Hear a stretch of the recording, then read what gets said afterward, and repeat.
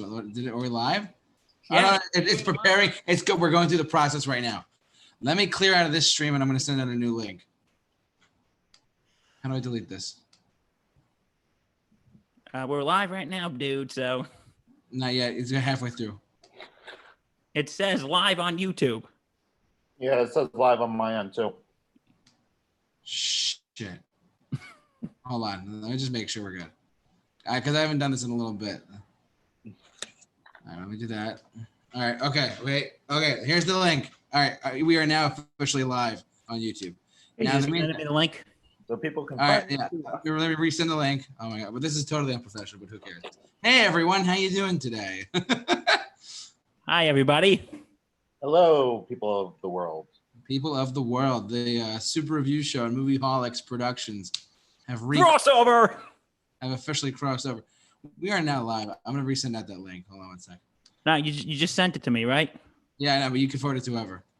Yeah, I'm gonna do that right now. So the long-awaited crossover is finally here. Absolutely. I know, it's like about time. I'm watching this live on YouTube just to check we're good. We're just so testing out. We could stream in HD too, which is fantastic. Okay, let me just no, we're here. Okay, you keep going. I'm just gonna do the gallery view. There we go. Is that better for all of you? So we can see that better? Give me one quick sec. I'm just That's better. Because now I just changed it so now they can see all of us together in one big shot. So we're all good. Awesome. Okay. All right, let me go through videos. Oh my God. I gotta delete that other stream. Hold on. Sorry, we're taking forever. This is completely unprofessional, but who cares? Technical problems. It's all good. We're technically an unprofessional channel. I'll put out elevator music. It's like the Monty Python Crossing the Bridge theme. All right, I have confirmation that the link works. Okay, that's great. So can we get on with this? Yes. On with it. Who wants to kick it? Quoted Monty Python. Let's do it, Justin. Get on with it. Oh God, this is great. The fun. Get on with it. This is fantastic. Oh man.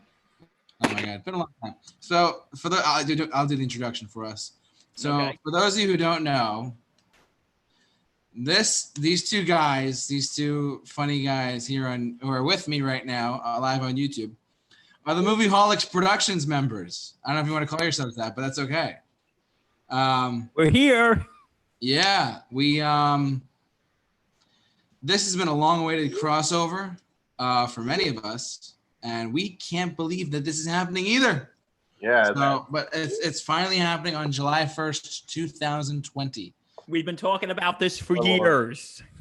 Like literally years, which is hard to believe. I'm just sending out the link to everyone we know. Tell your friends, tell your wives or husbands. Or your husband. Tell your dogs, tell your cats, tell your kids. Tell your cows. Tell the cows. Tell your neighbor you don't like. They're finally useful for something. Okay, so yeah, but we are now live on YouTube. Now, I wanted to take a little bit of time because I'm sure the world has been wondering what the hell is going on with the super. We just gained 2 subscribers, by the way, by just starting this live stream. I just have to point that out to you. I just want to put that out there. Like just putting it out there, we just successfully People are that desperate for entertainment. They'll watch anything nowadays. We should just form a channel. We'll just call it You'll Watch Anything Network. You exactly. Because guess what they'll watch? Yeah, we're very grateful that you decided to subscribe. You had a very valid reason. But JT, you said you have a.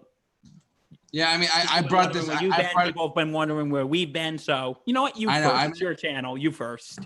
All right. Here we go. So, here we go. So, if you don't mind me telling the world what's been going on, now I can't show it on camera because it's underneath the table, but I had foot surgery. Oh, really? Yeah, I had foot surgery done on both my feet, and yet I have been. It's just been nuts. Let's put it that way. How you been feeling? I've been feeling all right, to tell you the truth. I mean, that's why there's been no content lately, is because I have been sitting over there, not being able to put out any content because I've been resting my feet in pain. So, yeah. Yeah, That kind of sucks. Yeah, because I had severe flat feet, but luckily the surgery went well. So, Did they give you the good stuff? Oh, they gave me the best, Bill. That was the best. No denial.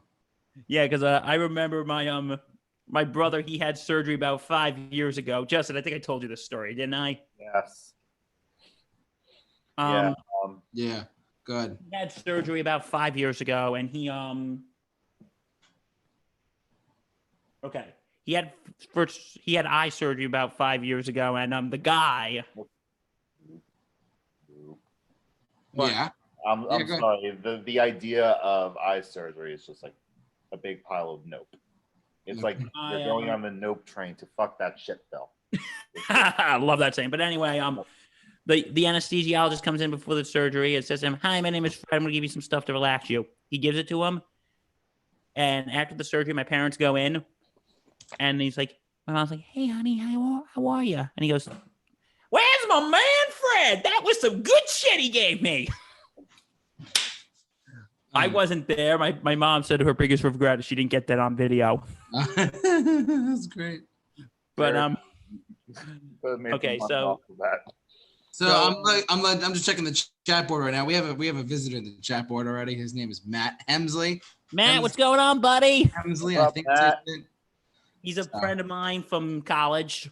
Nice. Can't beat. You love to see it. So he's our number one fan. He's one of our number one fans. I have a number one fan. It's blowing on me right now. But anyway, okay. Is that all what you've said about where you've been, or? I've been good. Yeah. What about you, Bill? Okay. Well, we've been. Justin, you started where we've been. Well, back in February, I decided it was a great idea to change career paths and move to Maryland. Mm-hmm. I didn't expect what was going to happen a month later. And here I am. In the great state of Maryland. That's the great. I have been going through movie theater popcorn withdrawal. So right now I have this bag of popcorn to keep me sane. Yeah. On my end, I'd like to apologize for not putting out content. I've been a little... there are times I just don't have the motivation to do stuff because, Yeah. We're in the midst of a crisis. I know it's been difficult that we can't really do like movie commentaries or. And two, I have a list that I want to put out. I just got to find a day to film it. Two, I've also been busy with my podcast, my sports podcast. It's called. What? It's not like I'm going to sit here and shamelessly promote my podcast, but Sports Insanity Podcast. Please check us out. We're on YouTube, Podbean.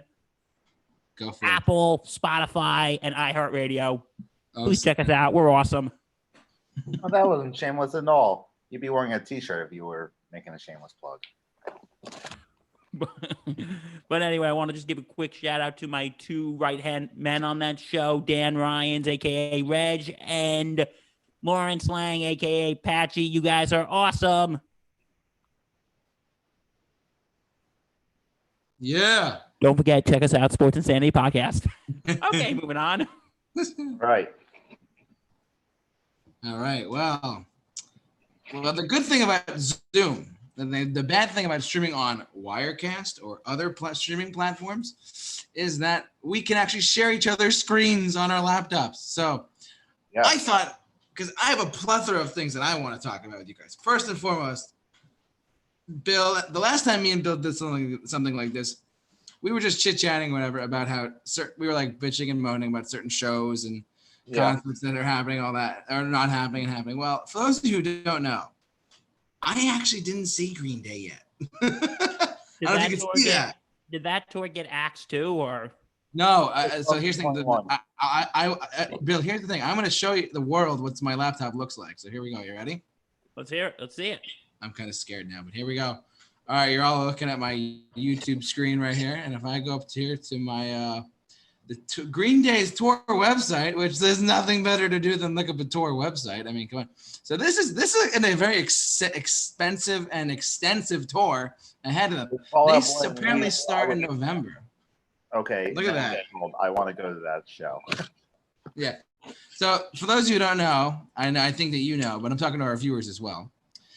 The Hella Mega Tour was announced to tour all of 2020, but apparently they can't tour all of 2020. So this is what they're left with. They're going to Australia first, then New Zealand, and they're doing stadiums with Fall Out Boy and Weezer, and an opening band too for each show. How sick is that? That's just Australia and New Zealand. And then they're going to do Asia after that, which I don't know how they're going to do personally, but they're doing Malayan, Taipei, as they say it, Hong Kong, Bangkok, Seoul, Tokyo, Osaka, Japan, Singapore, and then they're going to go to Europe from there. But this is just like Green Day on its own, right? Check this out, right? Then check this. This is all Europe, and they're going to be with other bands too. Apparently, they're going to be with this porno filmy band. I didn't never heard of them, but and then they're going to do Finland and all this other stuff with the Mean Street. Am I reading them right? The Mean Street Preachers and Frank Carter and the Rattlesnakes. Couple of Weezer, and then like they have this enormous tour going on next year. Then they're gonna do Czech, they're gonna do France, and then they finally go to like London and the UK and all that. And then they finally go back to the US. And then look at this, they're playing at like baseball stadiums left and right. They're gonna do the summer tour next year pretty rapidly. This is rapid fire dates, like 3 days, you know, like and go to berserk. But they're coming to New York City on August 4th. The City Field. Just in case, City Field where the Mets play. I have tickets for that show, believe it or not. Nice. So I was like, yo, how could I pass up on that, right? Yeah, because you were supposed to go this year, though, right? It was originally scheduled for August of this year. Now they're doing August 4th next year. And a friend of mine, Bill, you might know him, named Kyle. The forehead. No, different Kyle. He was a senior at the same time you were. I'm not sure. Kyle Croatia? I don't know how to say his name. Like it starts with a Text Q. me his last name. I don't want to give out his name online. Yeah. Hey, spoiler alert. He'll be hunting me down. Croatia with a Quercia. I don't even know him. I became friendly with him at the Home Depot when I was there, and he's like a hardcore Green Day fan. So he bought tickets to this Philadelphia show on the floor. I was like, dude, you're freaking nuts. You get like floor seats for Philadelphia. Look at that. That's ridiculous. Now, that's just insane. I know. And that's one tour. Then this is another tour that I was looking at too. Don't look at the price. Like, hell yeah. Look at that, right? That's at City Field as well. But it's Def Leppard, Motley Crue, Poison, and Joan Jett. Come on. Def Leppard, who we saw in concert together, Justin. That's right. Yes, I saw Def Leppard with Bill.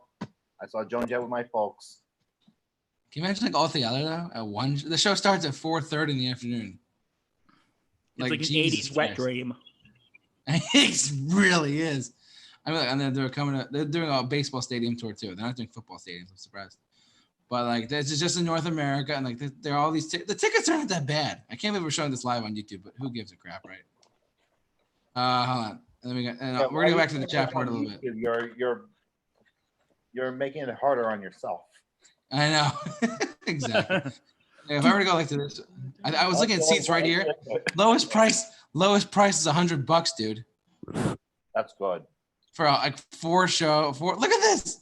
That's amazing. Jeez. You also have to go all the way down to Flushing. Yeah, I'm sure it's not that bad though, right? To Queens, the only borough I've never been to. Me too. Same here. Actually, I've been through it. I've never been to it, if that makes sense. Yeah, I've been in it. I want the spoiler. We're recording this on YouTube, but who gives a crap? I want to get these seats right here. You see that right there, like. And watch, like, everybody will be coming to sit with you. Exactly. Hey, look, it's JP from the review show. Yo, what's up, everybody? Like my section is gonna be like the Lydia section, but that's okay. So we're gonna do that. But look at that. That's $100 per ticket. $80 right here. Can you believe that? That's so cheap. Yeah. Will CC pick up the guitar and talk to me? I really hope so. CC, pick up that guitar and talk to me. But yeah, I wanted to show you guys those before we do anything else today, just because that's nuts. That is insane. Yeah, so we get out of that. Sorry, I was looking at how to stream live on YouTube. Let's get out of this too. All right, but yeah, that's like, and now I think you guys can share the screen too. I might be literally we're on YouTube showing. Didn't have anything. You have to enable it. for us. Yeah, go. I think you can. I'm just looking. I can't believe I showed everyone how I do my ticket pricings on. It says host disabled participant screen sharing, so you have to enable that. Oh no, hold on. All right, just if not, it's okay. We can just keep talking about it. So hold on. Okay, so we're halfway through 2020. Yeah, like no. See, this is fantastic. Whoa. Not really. What was that, Justin? So, seen any good movies lately? No, I haven't. No, me neither. Bye. Because who would ever guess that this whole thing would last this long? I thought it was gonna be 2 months, tops. Oh, me. Hey, JT, I don't know if you remember back when we were doing the thing in April. I said that, what you said with the concerts, how I'm like, they might get postponed this summer. And he said, I said, if this thing is under control. And, in our area, well, New York, and in Maryland, fair. It's mostly under control. For the most part, but and if they keep it under control for a while, and once they keep it under control for even a longer period of time, then things can probably happen. But then that's the problem. Yeah. But then you got to look at the other part of the country. 35 states, cases are spiking. I know, it's nuts. I listen. I want to just put it out there. Let's not get so political where people are gonna be like, "What the hell?" But like, I wasn't trying to get political. I was just. I know you weren't. I'm just saying, let's not go there at all. It's because we're still the super review show. We're not trying to get like, hey, yeah. What I was trying to say is cases are going up. That's all I was saying. Be in this situation at this point in time, but we are. So. Yeah, we all. But who knew this would let? Because when this thing first started, I said this on the live stream back in April. I was like, this thing would probably last a couple weeks. We'll get a couple cases here, and then we'll be done. But a couple weeks, we're now 4 months in. Yeah, I know. It's hard to believe. And listen, everyone, this is a PSA. Just wash your hands. Stay 6 feet. Wear a mask. Wear a damn mask. Seriously. Not that difficult. I know it's uncomfortable, but you know what? We got to sacrifice our comfort temporarily for the greater good. I completely agree. It's for the safety of the human race, for lack of a better word. Yeah, but you know what? I just want to say, I'm sick of these people who are complaining about wearing a mask. Just wear it. It's not the worst thing in the world. Because you know what I feel like?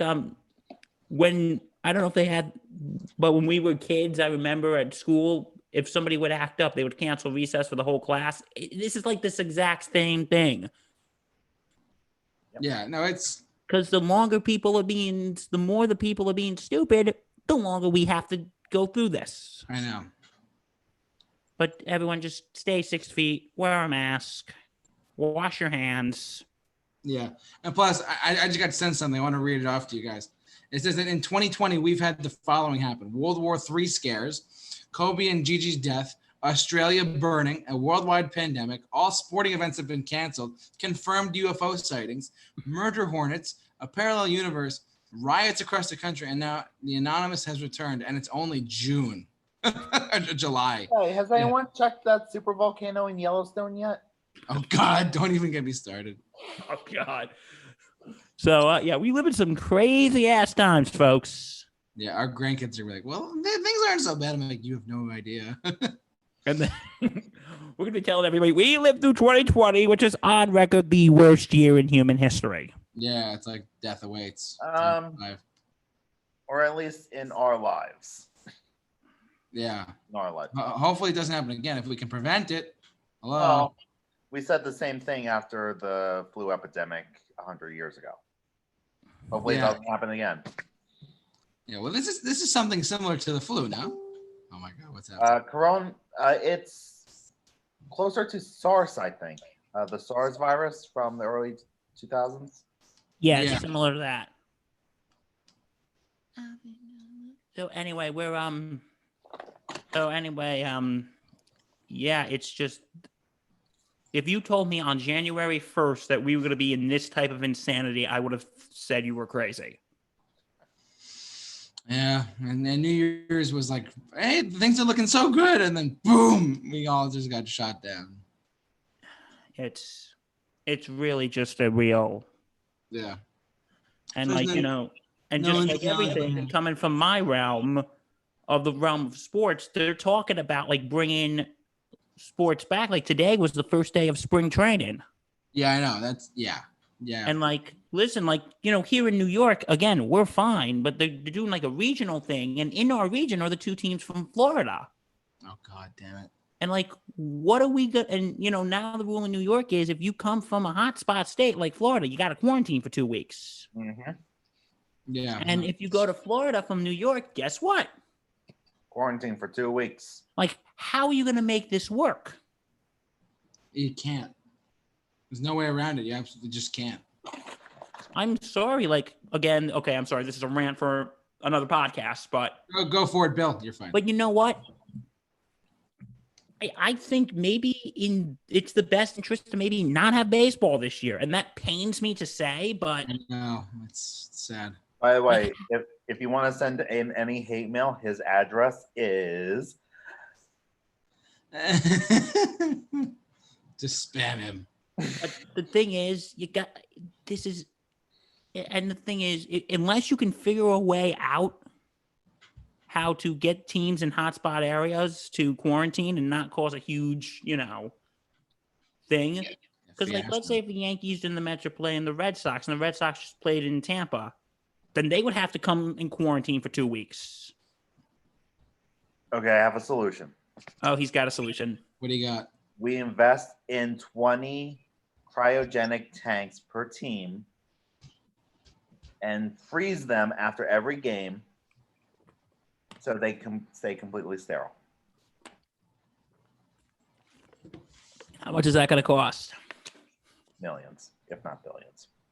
I mean, they have money, though, now. Plus, it's scientifically impossible. Oh, that'd be insane.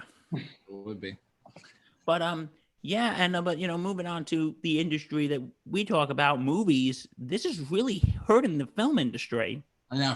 I was just watching something earlier today, and they said forget movies opening up in theaters in 2020. In general. Yeah, that's unfortunately that's looking to be closer to the truth than not. With what's happening in the hotspot states right now, they're already pushing their releases. AMC pushed their release back to late July, early August, when it was supposed to be in mid-July. I've heard nothing about Regal yet, but yeah. Regal's supposed to be open at the end of the month, I think. It was supposed to be July 11th. Really? Oh, really? Oh, okay. I don't know if that's the case anymore. Well, I thought I heard late July, but no, I think from what you told me, I think it is July 11th. But you know, like with movie theaters, like how is that going to work?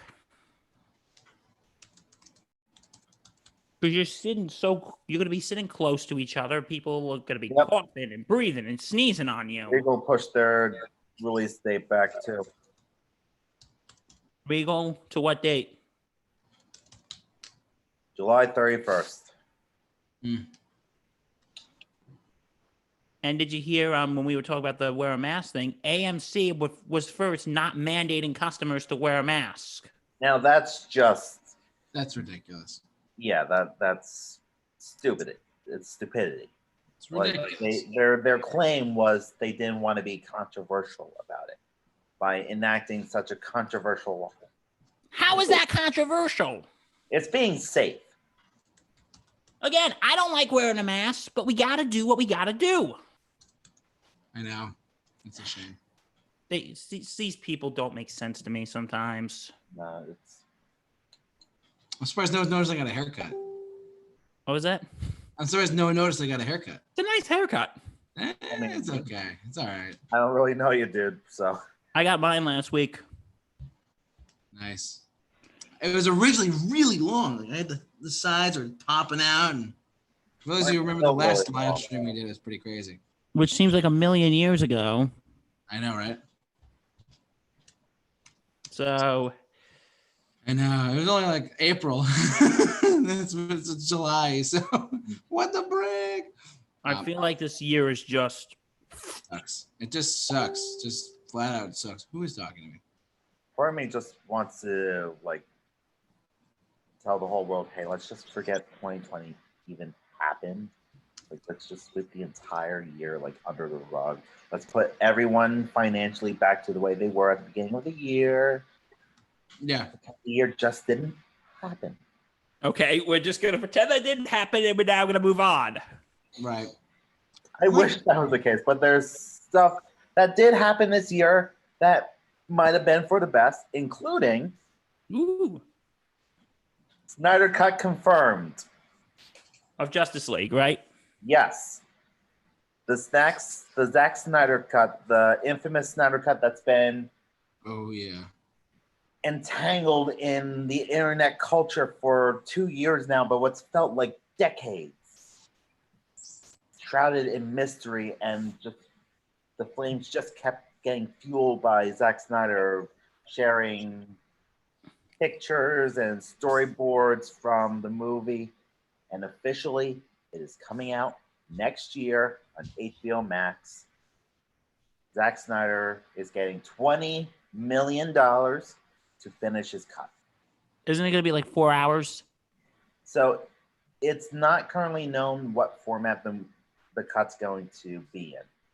There's two theories of what it's going to be. It's either going to be a 4-hour epic, or it's going to be a mini-series. Either way, I'm excited. Like, Oh, I am too. like say what you will about Man of Steel and Batman v Superman. Man of Steel was great. Which one? Man of Steel. He said Man of Steel was great. I have some gripes with it, but overall, I do like the movie. Yeah, it's pretty good. Sorry, Bill. That's okay. Hey, Oh wait, we got chat board comments. I watched the Five Bloods, which came out in June on Netflix. I would highly recommend the film. The Five Bloods. I think that's the new Spike Lee movie. Yes, I heard that was Lee. very good. Yeah. Yeah, you should give it a watch. I do plan on watching that. I just haven't been on Netflix in a bit. I heard something really. You guys heard about this Queen documentary with Adam Lambert? It's on Netflix. Yes. No, I haven't. I have yet to see it, but I've heard it's really good.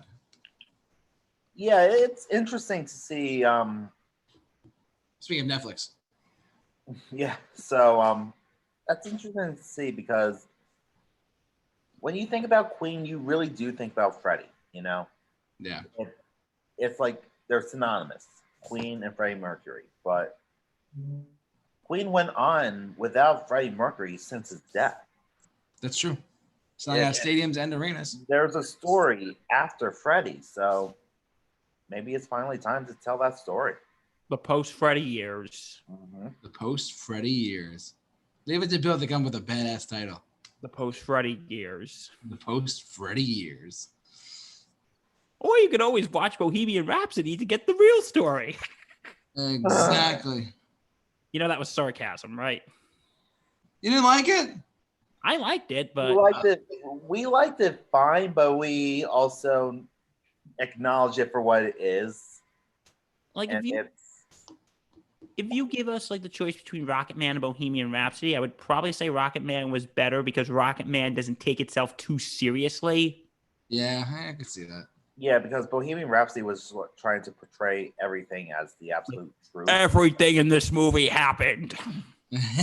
we Where have chatter. Rocket Man, Yeah. like, Finish up and I'll tell you something on the chat board.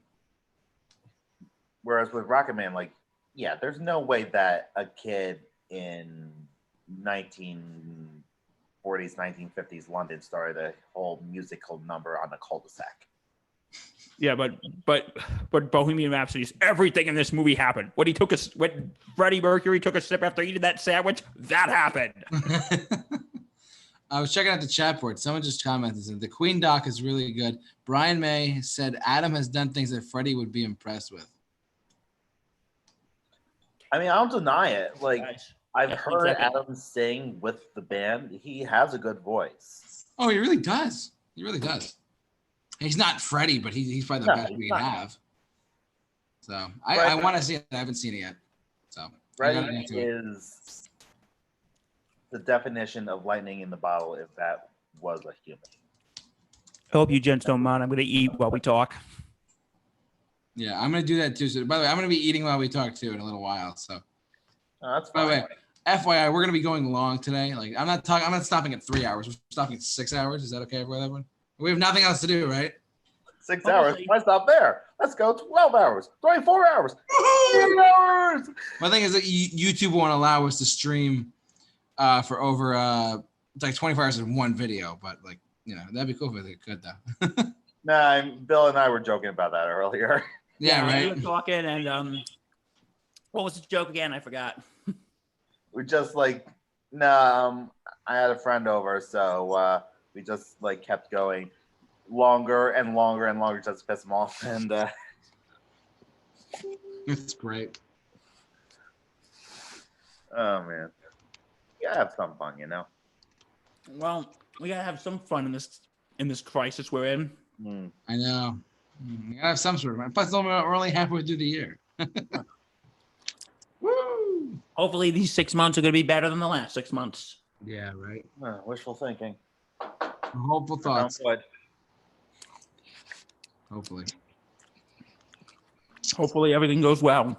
Oh yeah. Yeah. Speaking of hopefully everything going well, I added some new vinyls to my collection. Just saying. Ooh. I went to an undisclosed location in Poughkeepsie, New York, and I went shopping and I got some vinyl. And I will show the camera. The world can see it all. So hold on. You ready? Is this gonna become our sharing of vinyls now? If you want, I can't get I them. have a couple. Yeah, go for it. This is like literally 1/8 of what I have, but that's okay. What up? Ooh, Thriller.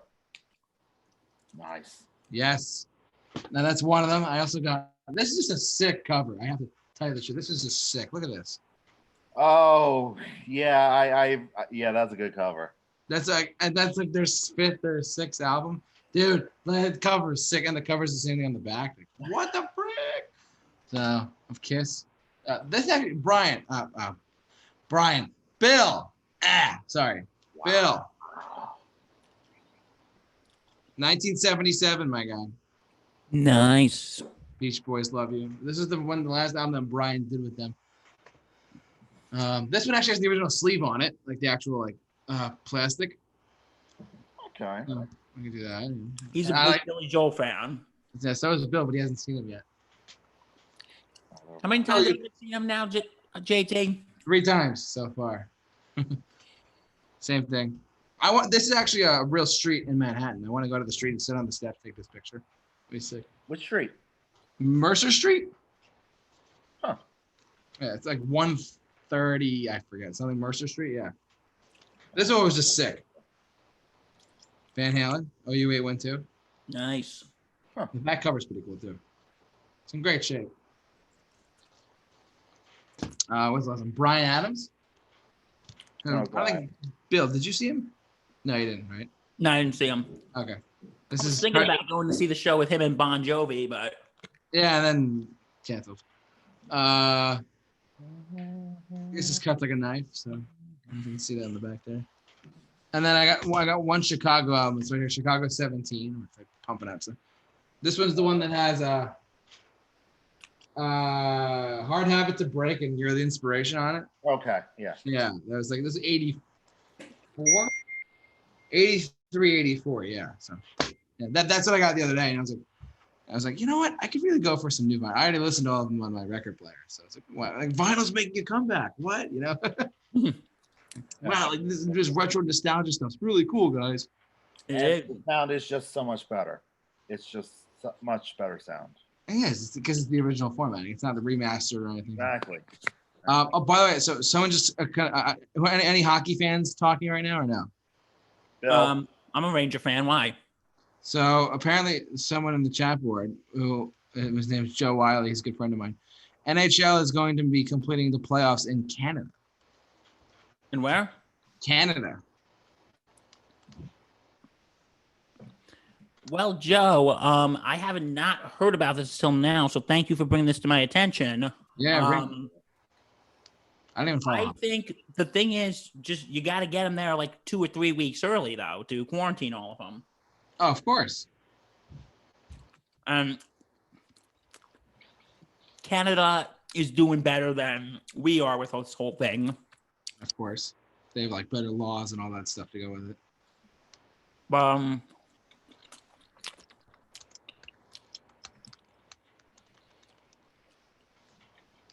Sorry, our audience has listened to me chomp. Anyway, You're good.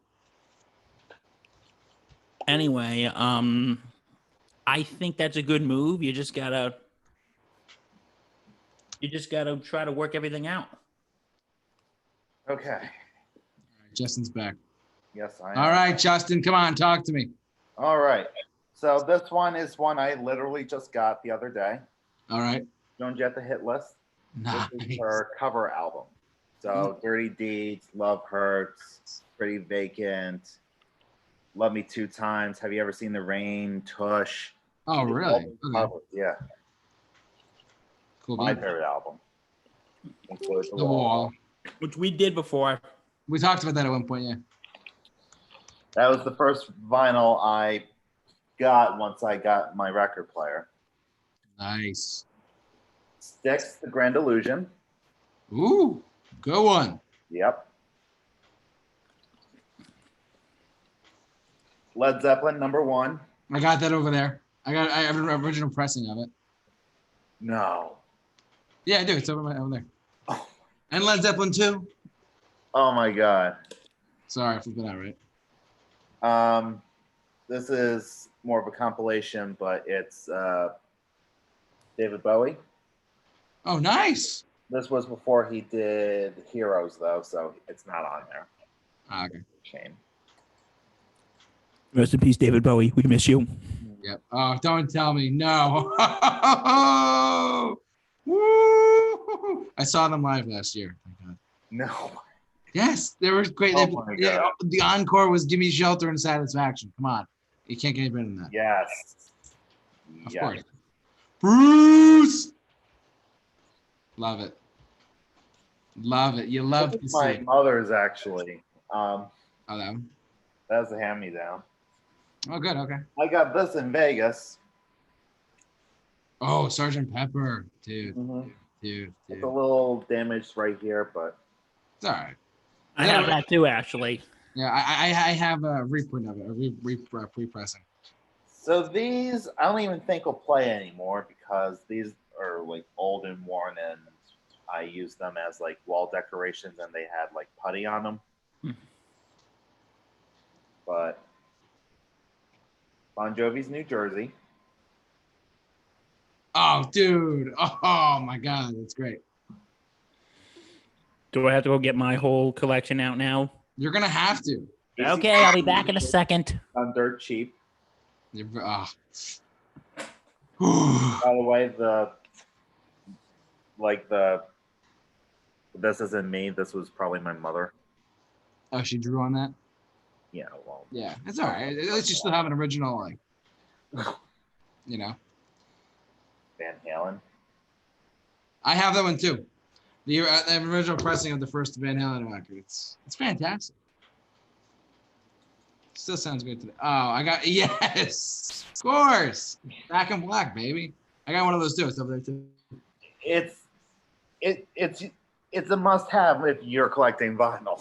Yeah, it's one of the greatest albums, biggest selling albums of all time. It's like one of the best. Exactly. You got it. I mean, what more could you want?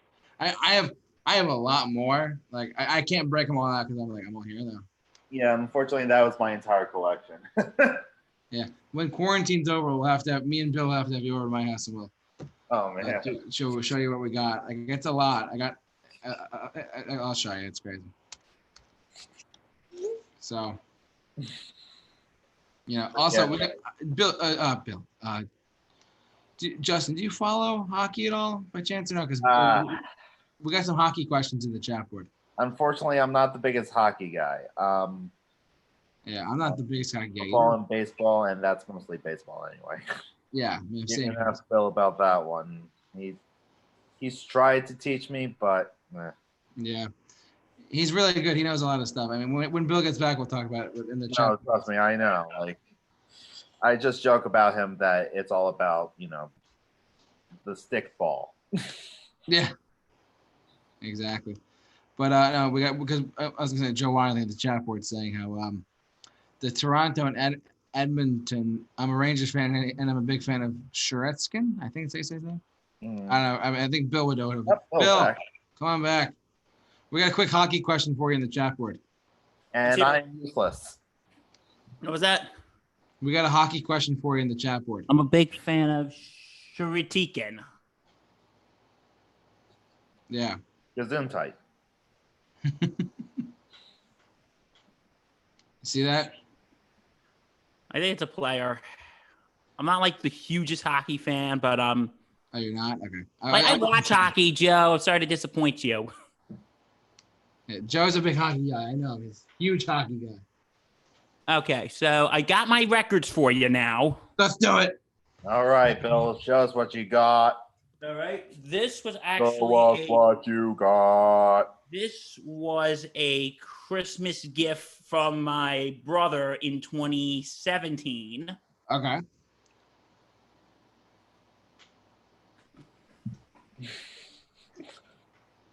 You're good. Sgt. Pepper's Lonely Hearts Club Band. I think we all have Sgt. Pepper's. I think so. Yeah, so that was that was a Christmas gift from my brother. Okay. This is my dad's, but we basically use it. Sister. Elton John. Captain Fantastic. Nice. Great record. And, Philadelphia Freedom's on that. a good chunk of these albums. I'm sorry, what was that? It's a good it's Philadelphia Freedom's on that, right? Yeah, I think so. Okay, yeah. Okay, I have to warn you, a good chunk of these albums I got were actually from a friend. Yeah. Giving his shit away. Oh, really? Yeah, so one of these was this. Your favorite band, JT. Shut up. Oh, God. He hates This Boston. story. There's only one good Boston song, and it's More Than a Feeling. That's the only good Piece Boston. of Mind. That's a good one. Oh, well, we'll see about that. I'm still going. Of course. I have that one too, Bill. I have that one too. Yeah, this is another one given by my friend. He's not a big Billy Joel fan. I know Blasphemy, right? Blasphemy. How could he? And he lives in New York, too. That's... Yeah, he's like New And York, he's from Long Island. right? Okay, this is from that same friend. What is this? I don't even know. I can't tell what it is. So Justin a good Bieber. chunk of these, I'll be honest, I haven't listened. It's called Bloody Tourist. Oh, who is that? The artist or the? I think that's the artist. You know, I haven't even listened to a lot of these because, you know. Oh, dude. Okay, got a little spinners action for you. Oh boy. It's given to me by a friend. I don't think I know Spinners. What was that? I don't think I know Spinners. You know that song that was in Avengers Infinity War, the hammer down my walking cane, hammer down my hat. Infinity War. Infinity War. Oh. In space? Yeah, Yeah. Oh, that one. Okay. that was them. I was like, I didn't know the song then. I don't know the song now. I don't know the song. It's called Rubber Band Man. 10cc, the original soundtrack. Oh, I'm not. Okay, you know what? Do you want me to just skip the ones we don't know? Whatever you want, dude. Show them all. It's fine. Okay. Okay, this is a modern band, but Uh-oh. No, okay. All right, that's come fine. on. Killers is awesome. I love the Killers. Why not? Okay, Yes. Duh. I have an original pressing too, actually. Of Abbey Road. gotta have my Beatles fix. Yeah, Sir Paul McCartney. For later, Hi, I'm Ringo Starr and I'm from the Beatles. okay, this is the Beach Boys in concert from like the 80s. Oh wow. Okay. Oh yeah. This was actually given to me by a friend of mine. Okay.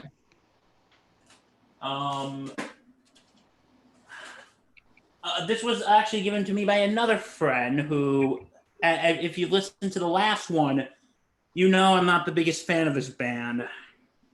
Love it. No, it's not Love it. Aerosmith. It's not Aerosmith. Yeah, I was about to say. It's Aerosmith rocks. REO Speedwagon. No, it's not. Oh, Really? it is That's Aerosmith. Aerosmith. Sorry, what? That's Aerosmith. Bill, what Sorry, are you doing? You showed I had me a an moment. Aerosmith album and say it's not Aerosmith. I'm gonna look confused. Hey, we're like, Okay, what this the is heck? Aerosmith. I'm sorry. It looked like the. I apologize to our listeners And our viewers. and our. Aerosmith fans. Okay, another Elton John. Oh, Honky Cash Show. Mm. Rocket Man's on that. Billy Preston, the fifth Beatle. Oh, yep. The Spinners again. Nice. Okay. This was actually given to me by this gentleman over here. Nice. You gave it to me for my birthday. I did give that to you, right? Nice. Greatest Hits Volume 1 and 2. Okay. The only album I could find on short notice. I was like on his. Oh, way. come on. Are you kidding me? I Have Rumors by Fleetwood Mac. Swear to God. That sounds. That's, oh my God. And this was, okay, this last one I'm going to show you, as Vanessa Williams would say, save the best for last. Okay. This was my very first vinyl I ever got.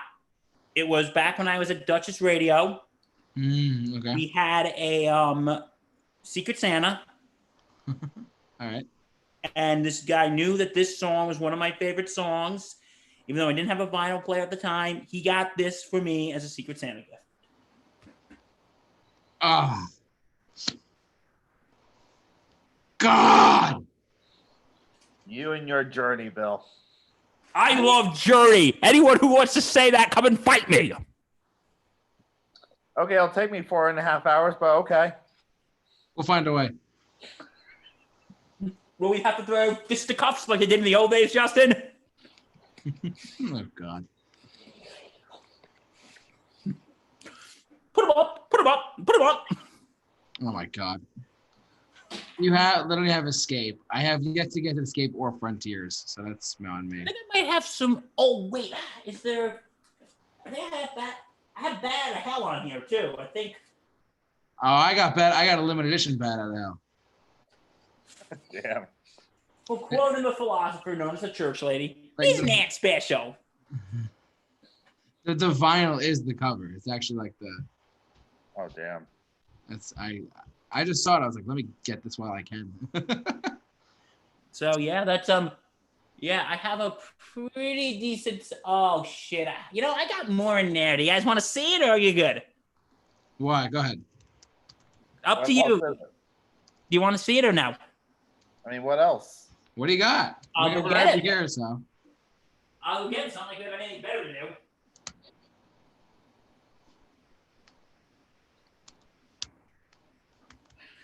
I'm getting a workout today. I'll tell you that. Oh, I just bring him on the. Just bring him here, duh. All right, you guys ready? Yep. New Jersey. Oh my God. And like I just said, Nice. Bad Out of Hell. So good. But his albums are so long. Yeah, the first song's 10 minutes, dude. And Paradise is 12. And I yeah. think this was another one by. A lot of these were given me by a friend.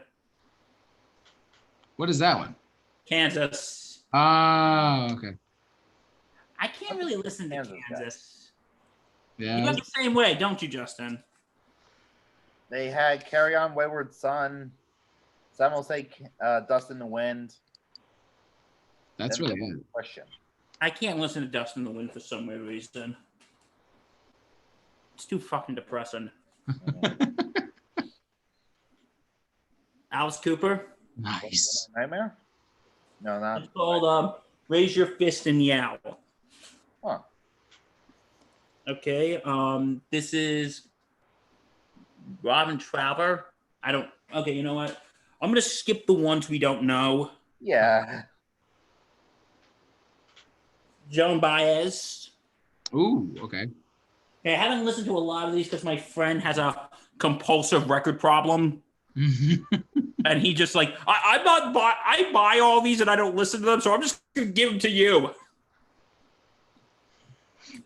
Okay. Yeah, he's a good dude, but Nazareth? Is that what that says? Nazareth. Oh my god. Now you're messing with Son of a bitch. What's wrong, Justin and JT? I'm only jealous because you got Bon Jovi jersey and slippery when wet. I was. Or sleep with I one did eye not open. talk Dude. of this with you, didn't I?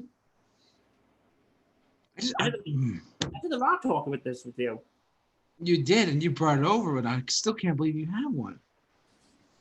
There's only like 30 million of them. Zeppelin 2. Got that one too. Okay, okay, let's try this again. Band I'm not the biggest fan of, but REO Speedwagon. I mean, They're yeah, still good. I can. You ever? Yeah, I could take them or leave them. They're still good. like I said on the April live stream, I Can't Fight This Feeling. I know you do. Oh, and I went on a big ass rant about it. You really went off. It was kind of funny, but not really. I do like I like Keep On Loving You. Yeah, that's true. Take It on the Run. And I like Taking on the Run. I do like Roll with the Changes. That's good too. Okay, Jefferson Starship. Ooh, really? Okay, so Jefferson Starship. Okay, Starship. We built this city. We built this city on rock. Okay, some classical My mom shit. wanted that as her wedding song for some Oh, reason. wait, really? Oh. What was that? My mom wanted that song for. More Boston. That's great, Bill. I'm slightly enjoying this, JT. I know you are. You're a guest on my show. Remember that. UFO. Okay. Oh, I didn't know you were a UFO fan. No, these were just given to me by, I know. by a friend who has a compulsive record buying problem. Oh my god. No, I think he's got it fixed though now. Okay, this is an Irish group called the Irish Rovers. Coming from your favorite Irish lad. Gosh, Milani. Vivaldi. Okay, some classical stuff. We got some Yes. Ooh, okay. I'm gonna form a Yes cover band. What are you gonna call it? Okay. No, I'm gonna call it No. And I'm gonna form another one. Call it Maybe. That's better. And then I'm gonna form another one. It's gonna be called. Ask me later. That's better. Oh my god. Okay, little Ted Nugent. Yeah. Ooh, okay.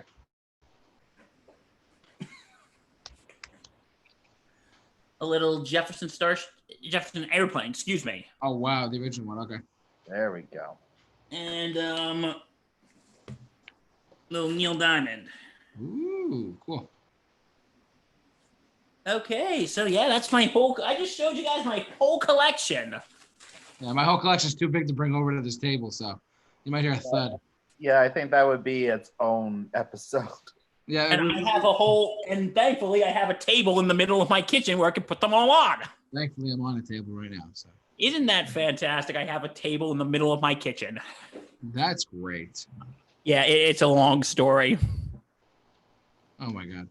Hey, quick question. Is it okay if we go back to this for a little bit and then we'll just like, oh, is that better for everyone right there? Is that better or no? What are we looking at?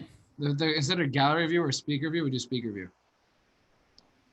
Okay. Igor Shekerton. I'm answering Mr. Wiley. That's the next goalie for the Rangers. Okay, I gotcha. I'm sorry. Yeah. What were you saying, JT? No, I changed the view on Zoom to like an individual person, but it should pop up on the top. It should be okay. I just want to see what it looks like. Yeah, it looks fine. Okay. All right, we good. It should go back to Yeah. whatever. So, and then whoever's talking, it'll just go to whatever. Right. Okay, so that is my whole record collection. Yeah, that's good. Yeah, I lost track of what I have. Let's put it that way. Yeah, I try not to buy too many because I'm afraid, because I got to ask, am I going to listen to them later on? Yeah, Yeah, the one- that's my thing because, and Yeah. I've got spoiled with the whole iTunes and Spotify, where I can just listen to the individual songs. That when I want to go out and buy an album, I want to buy one that I know majority of the songs. I know. And it's like with me, you know what I'm also like, what I like buy compulsively, but I don't watch? I'm like that with DVDs sometimes. I gotcha. God, this has become a records DVD anonymous meeting. Yeah, right. So I'm trying to slow that down. You're good. Don't worry. Thankfully, there's Netflix. Okay. Well, So we've been going for about an hour now. Does anyone have any other points of conversation we want to go off? Justin, you have anything? yeah. So one of the things I wanted to kind of touch upon also, if you guys don't mind talking a little bit more about DC. Yeah, what's up? Don't mind. So I don't know if you guys heard about this little rumor. Michael Keaton in talks to return as Batman. Yeah. I have heard about this. Yes. Okay, so thoughts. How is this gonna work?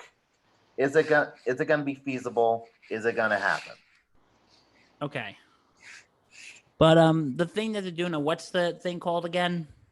It's gonna be in the Flash movie. Okay, Flashpoint or Yeah, so Flashpoint is the story where the way they did it in the comics is Barry Allen goes back in time to save his mother from being murdered by the Reverse Flash. It causes a ripple effect through space-time. So history is completely different now. He wakes up in a world where he was never the Flash. Thomas Wayne was Batman instead of Bruce Wayne because Bruce was the one shot in the alley. Superman was captured by the U.S. government as a baby and was studied in a red solar room with no knowledge of love or compassion. And the Atlanteans and the Amazons are at war and using the surface world as a battlefield. Oh, that's interesting. That is interesting. So, from what I've been hearing, it's not going to be a direct adaptation. It's going to be more loose. But from what I've been hearing with what they're trying to do, they want him as Bruce Wayne, not Thomas Wayne. How's that going to work? Because in that comic, Bruce Wayne is the one who gets killed, right? Right. So, like, when I first saw the story, I thought he was going to be coming in as a Thomas Wayne Batman. Well, there's also rumors that this could be a multi-picture deal. And that his role in the DCEU going forward would be more akin to Nick Fury in the MCU. Okay. I mean, that sounds like a good way of taking care of things, of how to make the DC universe work a little bit better. That can work if they try. So, like, would Thomas Wayne or Bruce Wayne be like the Nick Fury? Bruce. They seem to be adamant about wanting an older Bruce Wayne. Makes sense. I mean, we've had like a younger Bruce Wayne for a while. And they're doing the young Bruce Wayne with Robert Pattinson right now. And that got pushed back, right? Yeah, that got pushed back. I think they just got the go-ahead to start shooting again in London. Yeah, that's what I heard too. But yeah. Speaking of, like, I heard there's like a Batman Beyond movie coming out. Oh, I don't know about that. That's where I think it's going to end up leading into. I hope not, to be honest with you. Because I heard they're gonna have the rumors going around that they're gonna have Johnny Depp as the Joker. See, I do think that Johnny Depp was a good actor as Prime. However, he is so far from his prime right now that I'm not sure if that would be the best idea. And I'm not sure if the Joker would be the best role for him. Because I remember in before The Dark Knight Rises came out, there was talks that Johnny Depp was gonna be the Riddler. Riddler, yeah. Which I think he actually would have been a good Riddler. In that universe, I think it would have been ironic they casted him as the Mad Hatter. Oh, The Alice in Batman Wonderland. villain, not the Tim Burton Alice in Wonderland character. But in all honesty, I do think there is a good villain for Johnny Depp in the Batman canon that has not been explored yet, and that would be Clayface.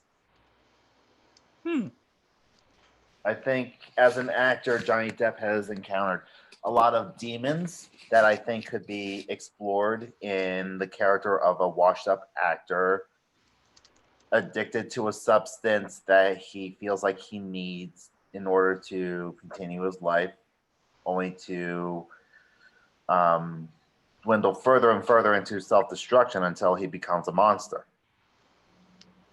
So it's basically shown, because you basically say that Johnny Depp is all washed up? He's not in his prime, I think. And with this whole thing going on between him and Amber Heard, again, I'm not going to make any judgments right now. I'm leaving that to the courts to decide. There seems to be you know what? I'll say this. I think they had a very toxic relationship on both ends.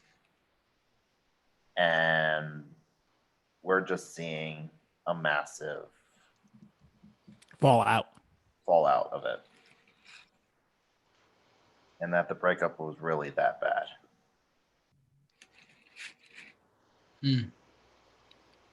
For all I know, they both abused each other. That seems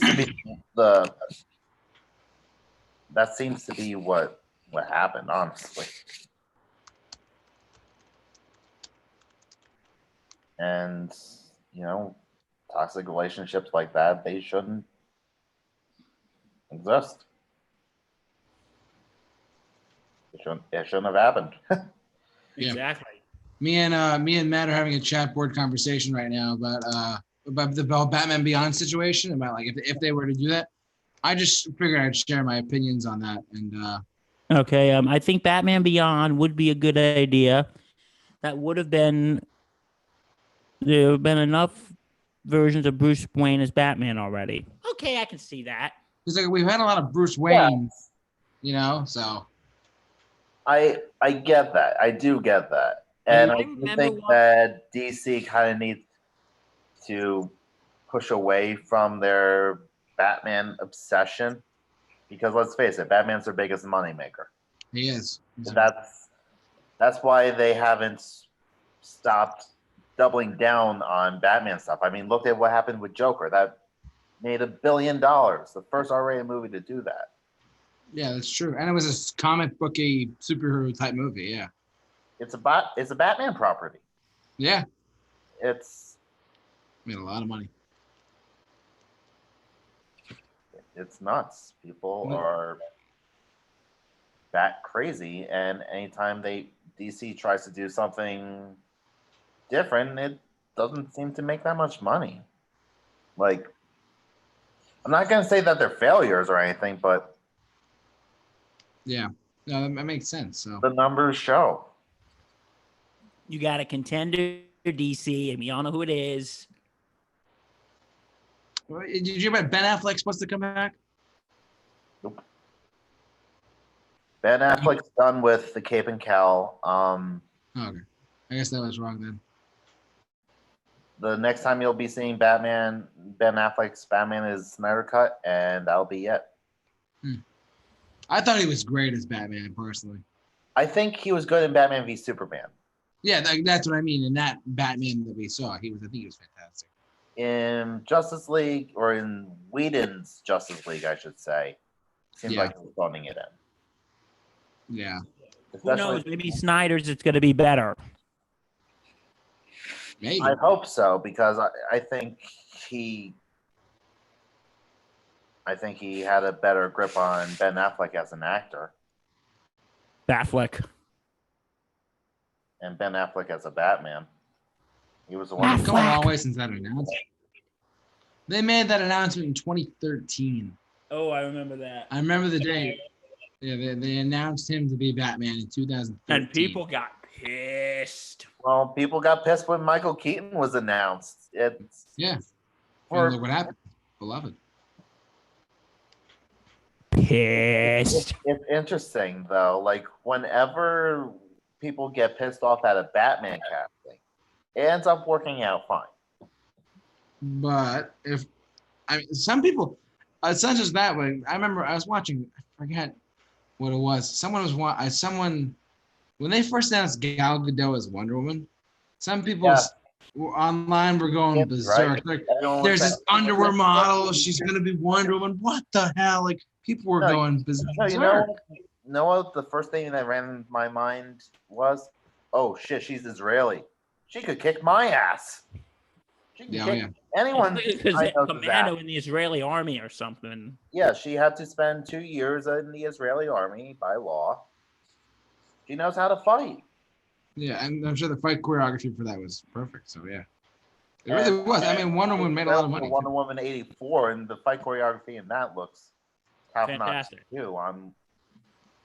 I had goosebumps when I first saw that trailer. That's now coming out in October, right? Yeah, but that can change too.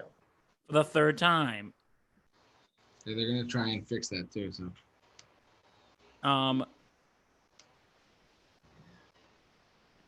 Yeah, so Gal Gadot. So I think that's gonna change. Yeah. I'm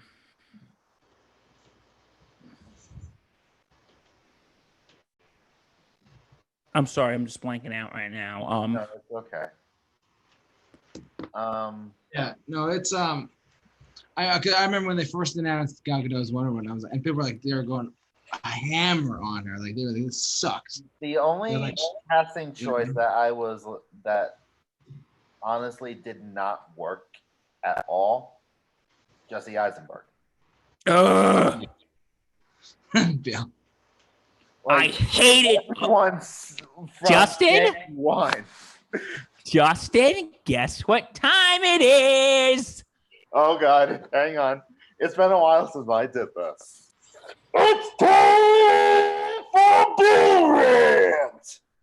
Jesse Eisenberg as Lex Luthor. That was awful. Probably one of the worst things ever. Luke's Lex is supposed to be cool and intimidating, but instead you get a scrawny little Bruce Wayne, Clark Kent. I love bringing people together. I'm like, oh my God, shut up. And it's not like every time. It's like every time he came on screen, I wanted to punch him in the face.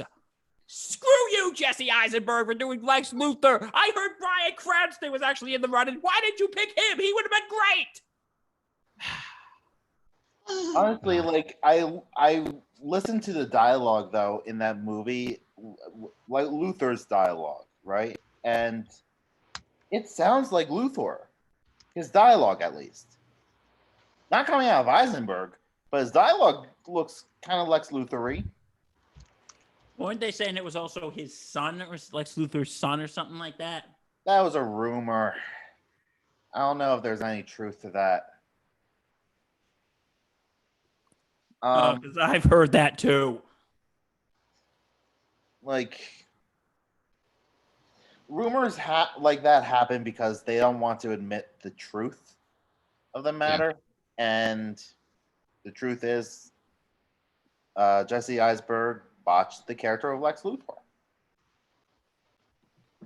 He just did. He's supposed to be intimidating, but he's a, I think Doug Walker described him best.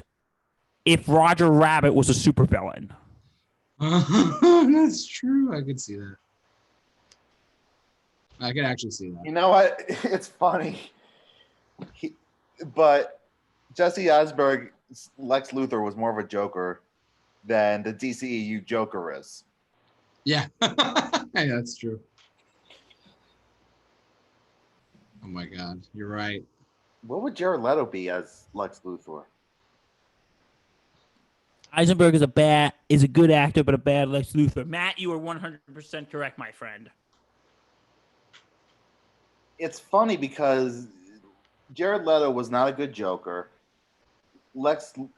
Jesse Eisenberg was not a good Lex Luthor, but he could have made a good Joker. But do you think Jared Leto could have made a good Lex Luthor? Huh.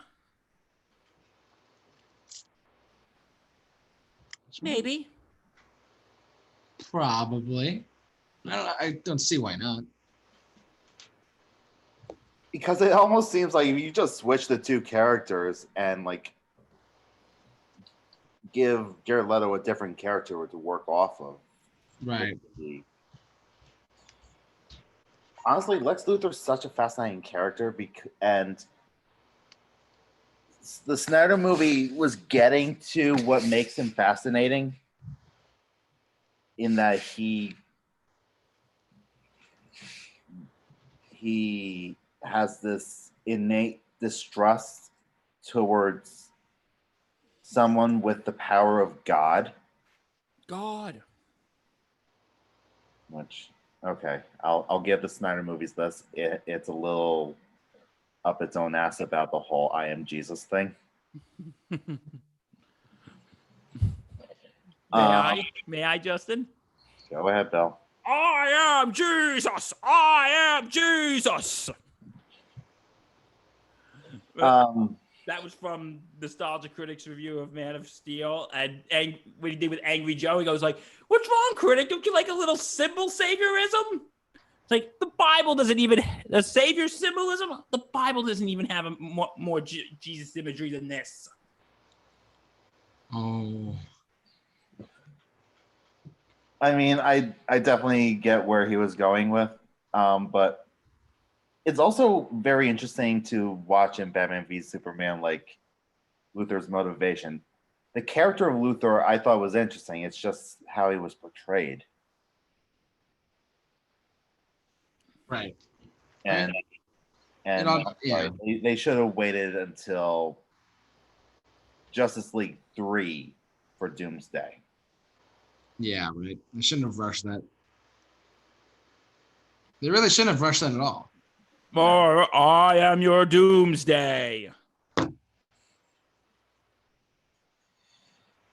That's because no, Angry Joe was right. He should they botched Superman's death. That the Justice League should have been at Superman's funeral holding his casket. That was like a missed opportunity. Or as he said in that review as well, you have to earn Superman's death. Mm-hmm. Avengers Endgame, it earned Tony Stark's death. Spoiler for all three of you who didn't see it. It's been a year, guys. I think everyone saw it by now. The highest grossing movie of all time, not adjusted for inflation. Yeah, that's true. And James Cameron came out afterwards. He's like, oh yeah, Avatar 2 will top that. And I'm like, oh my God. Avatar 2 what? He said James Cameron came out after that report came out saying, oh, Avengers Endgame made the highest grossing film of all time. And James Cameron came out, the director of Titanic and Avatar, and who are the two highest grossing films of all time before that. And he's like, oh yeah, Avatar 2 will beat it. like the sequel to the Avatar. Justin, Yeah. you think Avatar 2 is going to beat Avengers Endgame? No, I don't think it's going to, because that movie was all about the visuals and everyone. 3D was brand new. Yeah, like it was all about the spectacle. Like that's why people loved it so much. Yeah, like, people really couldn't care less about the whole message behind it. And that's sad to say because it is a good message, but Because I remember when that movie came out, it was everywhere. Yeah, that's true. Yeah, because we didn't know about it, but Everyone was, oh my God, Avatar is the greatest movie ever. But we've been hearing about an Avatar 2 for 11 years now. And they announced 3 and 4 as well. Too soon? I mean, too late? Maybe. I mean, I don't know. I think it might still be there, but I don't know. Also, they announced 2, 3, and 4, and they're going to shoot them back to back. It's one big project. Yeah, 2 and 3 have already been shot. Yeah, that's what I mean. They're going to shoot 4 soon, and they're going to release them in different years. That's nuts. That's crazy. I'm going to feel so bad for them if 2 bombs and they have to release 3 anyway because it's already done. Yeah, because they shot it, yeah. Could be like, and Avatar 2 sucks. And they'd be like, oh God, do we have to release Avatar 3, James Cameron? Matt in the chat board says, a lot of people have pointed out that Avatar isn't talked about much anymore, despite it being the highest grossing film when it came out. Well, it's like the weirdest thing. If you go on like any overrated movie list, Avatar is usually number 1. It is. Yeah. And you know what's also on the list? And JT and I have had this debate. The Dark Knight. Yeah, we actually did. Yeah, he doesn't like it. You know, you could have just let me say it.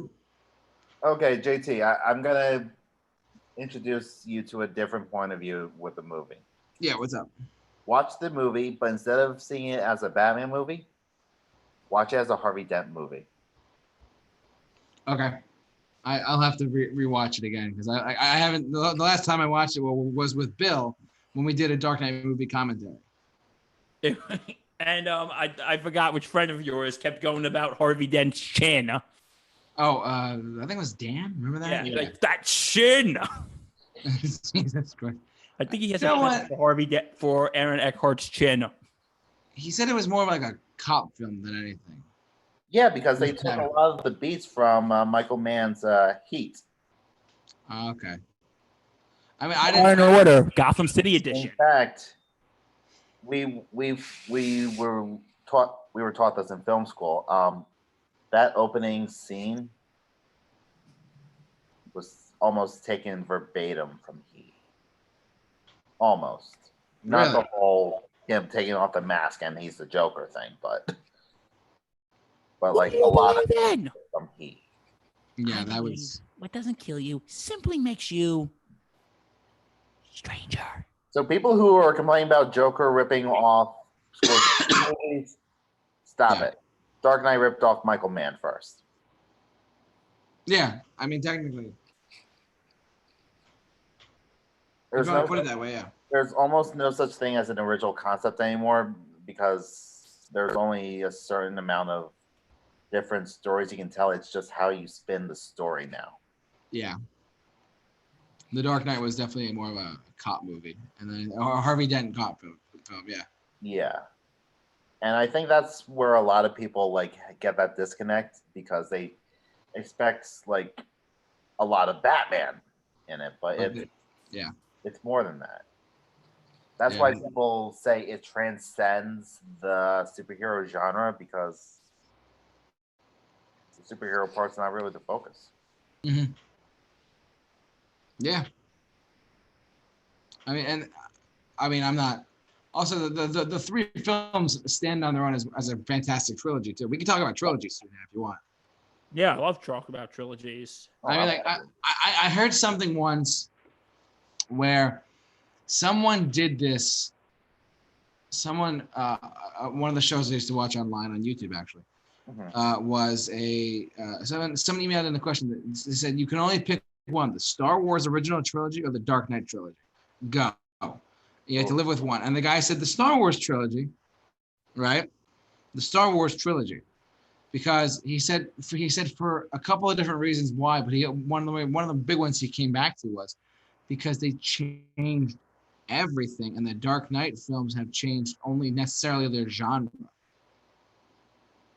Whereas Star Wars changed like filmmaking and visuals and CGI. However, I'll say this though: The Dark Knight is also the reason why there are 10 nominations for Best Picture now, not just 5. True. Because it got screwed over for being nominated in 2008. Mm-hmm. I see where your friend is coming from.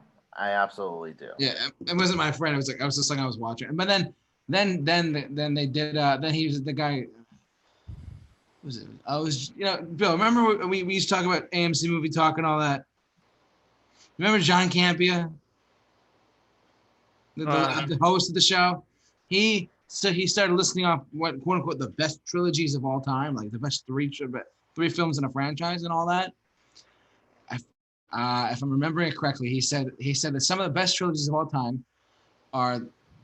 He said The Godfather, but the third one someone in the world has beef with it. See, the third one just stops it from being the best trilogy because but he said like the first two are fantastic. The third one's like he just threw it in there because like the duology, it's perfect. But you know what? I'm about to make a very controversial statement. Yeah, and then I'll tell you the rest. But go ahead. In the defense of Godfather 3, I actually don't think it's that bad. All right, I can't. It's Justin. Godfather Part 3. I take a swig. What was that? Every time what? Every time you defend Godfather 3, I take a swig. Is that Grey Goose? Grey Goose. Oh no. Is that Grey Goose, Justin? Yep. You're drinking Grey Goose in front of me? I love Grey Goose. This is not about my alcohol. Not only that, straight up, baby. Okay. Here's the thing. I think the reason what are you doing? I might make you drunk after this, Justin. Kids at home watching this, please be careful, kids. Remember, kids. Remember, we all only understand certain things. Okay, in the defense of The Godfather Part 3, okay, the reason why people hate it so much, and like, listen, is it as good as the first two? No, it's not good as the first two. But I think maybe because I will admit it's probably the weakest of the three. It is. Probably. It is the weakest. Probably. Justin. But there is this scene when Michael's going to confession with a cardinal. And he's saying, I killed my brother. I killed my father's son. I killed my mother's son. I think that's beautiful. And the whole thing is about Michael redeeming himself. And like, okay, I know you haven't seen Godfather 3. JT, do you mind if I give out a spoiler? Or go ahead, dude. Okay, the last couple minutes of it, I think is what really hits it. Because at the end of the opera that they come out, Michael's daughter, played by Sofia Coppola, which I'll admit, we know why she got that job. We know why she got the job. Uh-huh. Because Winona Ryder got sick. I think she was working on Edward Scissorhands, though, at the time, Winona Ryder. Oh, maybe. What was that, Justin? I thought it was because she got sick before they were going to start shooting. No, I think she may have been working on Edward Scissorhands at the time. Another great movie, by the way. Anyway, and there's this guy disguised as a priest who is one of the enemies of the Corleone family and kills Michael's daughter. And while Michael's daughter is laying there dying, Michael just sits there trying to scream, but he can't. And it's just like, and they show this montage of Michael dancing with his first wife, the one he married in Sicily in the first one. Yeah. Who was killed in the car bomb. Him dancing with Kay in part 2, and in the movie they got divorced. And last one, just like minutes ago when he was dancing with his daughter, that's basically symbolism of all that Michael lost. Mm-hmm. And then the end scene Michael is sitting alone in a Sicilian village. Alone. Camera backs up. He falls out of the chair and dies. Because that really shows you where Michael's path really led to. Mm-hmm. Because if you take it from Godfather 1 with Don Vito, his father, you know, he died playing with his grandson in the garden. Sucks he died, but at least he died with at least he died playing with his grandson. Yeah.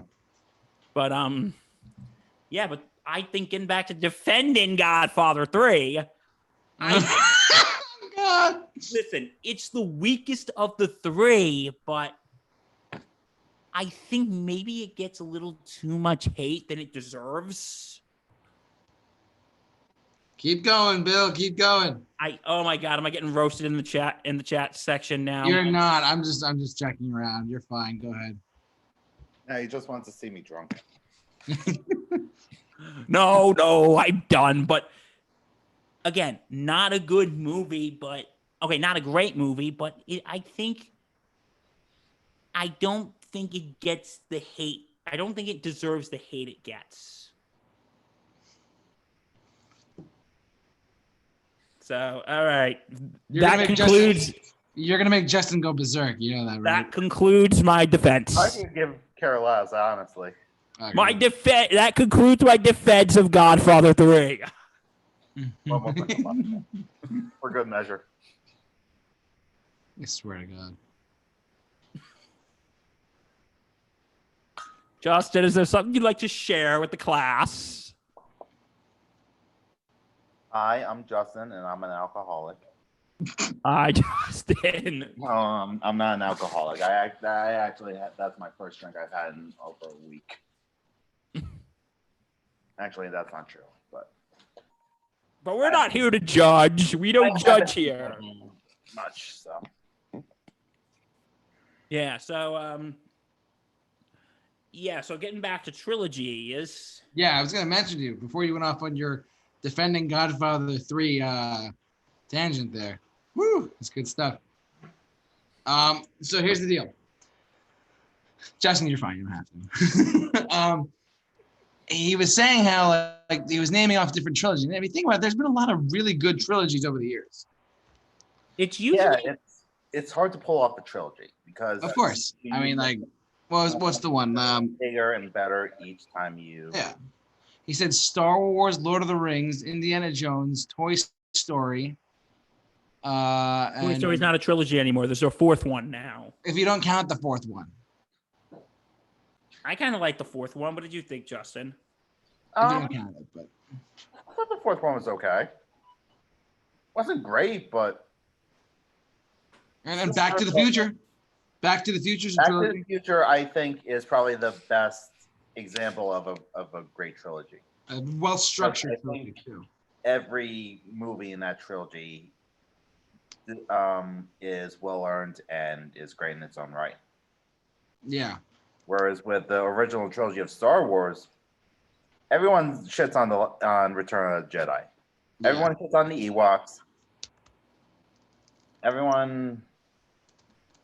It's everyone's least favorite Star Wars movie in the original trilogy. What's usually everybody's favorite? Empire. The Empire Strikes Back. Yeah.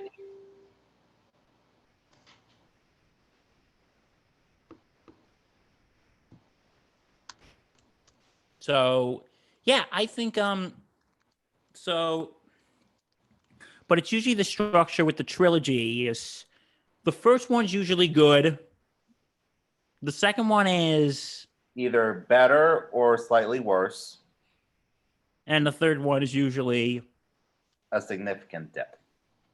But you know what my two examples I think where it's like the opposite or slightly different, where it's the slightly opposite is the Wolverine trilogy. Yeah. Oh my God, that is like the perfect example of the perfect trilogy because it started off Wolverine so was shit, and Logan was so good, and the Wolverine was good, not great. I liked it. It was good. Not great, but good. And Logan was Phenomenal. amazing. Jesus Logan was Christ. phenomenal. I don't care if my dad didn't like the movie. I loved it. I remember watching it with my brother, and he's like, whoa. Yeah. All right, you guys are going to be on your own. I'm going to run to the bathroom. So, Justin, it's the old day. Movieholics are taking over. Woo-hoo, we're taking over the show. I'll be back. Okay. Okay, I can find a way to get to JT's house and lock him in the bathroom so we can take over the channel. Sound good? Sounds like a plan. All right, so should we continue talking about trilogy?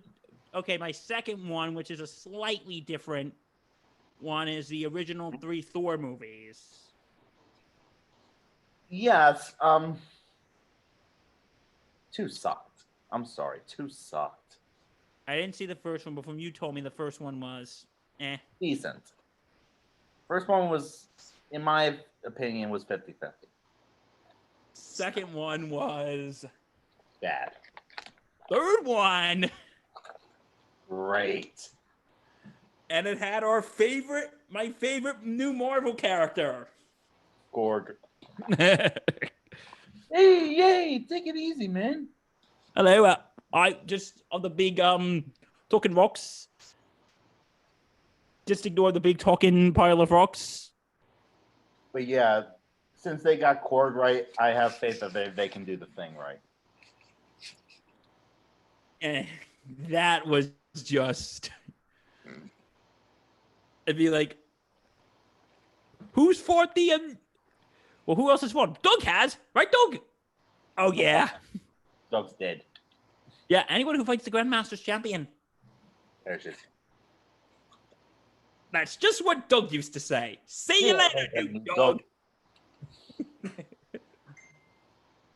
Don't shit on my. Well, I'm gone. We won't. We're doing fine. We have some big elaborate scheme to take over, but actually, we can't do a big elaborate scheme. We don't have the money for it, do we, Justin? oh man. What? But yeah, that's not gonna be a trilogy anymore because Thor 4 is coming out. Yeah, when's that coming out? 2022, I believe.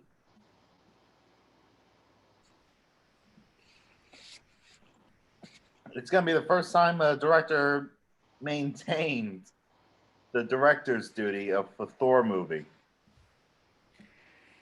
Because yeah, don't all 3 have different directors? Yeah, Kenneth Branagh directed the first one. Your favorite Irish director. Oh, I know, isn't he great? And he also did what was it? He did Hamlet, right?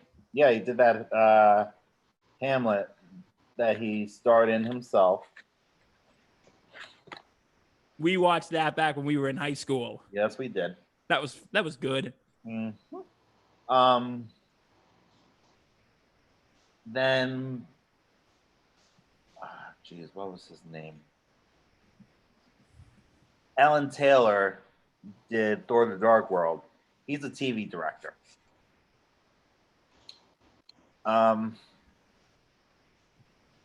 TV directors, the way that TV works is the showrunner is the one that's really calling the shots and is like the director is more of the one steering the ship in the immediate. Let's see what you're getting at. So when you get a TV director to do a movie, the studio will kind of have the feeling, oh, we can call our own shots with this guy because he's a blank slate. We can take over at a certain point.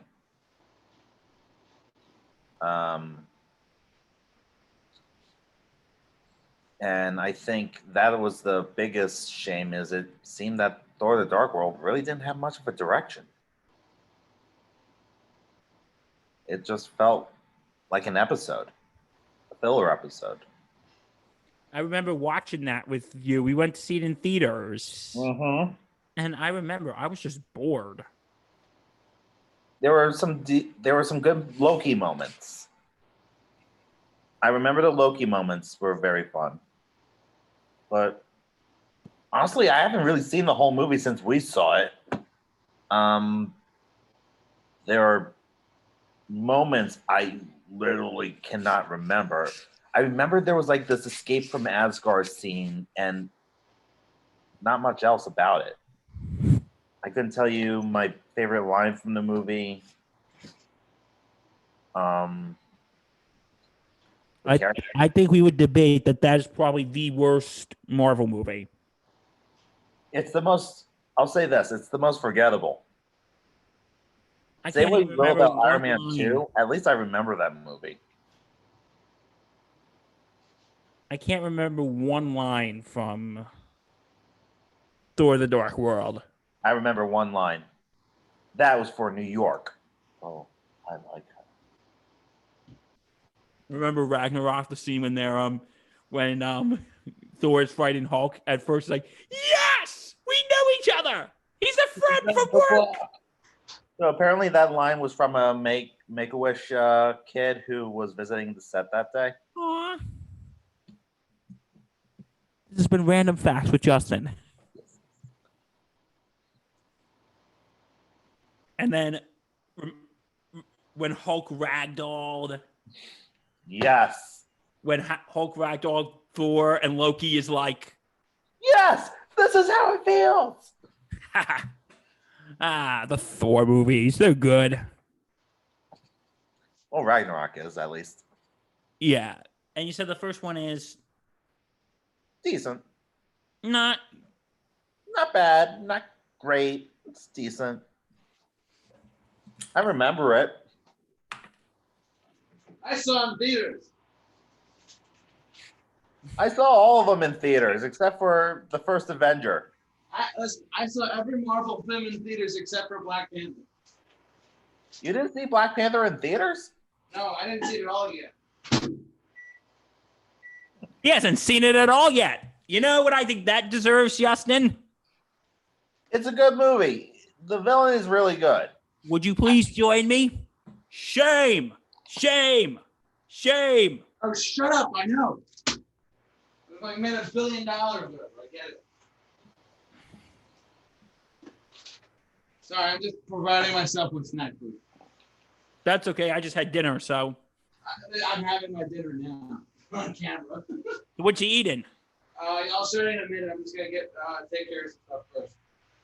So we're going to be seeing what JT's having for dinner. Oh, God.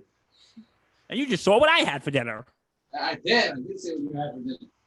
I had sausage and peppers. It was good. I had chicken. I've yet to have dinner, but I had Chick-fil-A for lunch. Chick-fil-A's good. Or chicken's good. I never had Chick-fil-A, so. It's delicious. I'll be right there. I was getting it. What about Popeyes? I've never had Popeyes either. Popeyes is great. Popeyes is good too.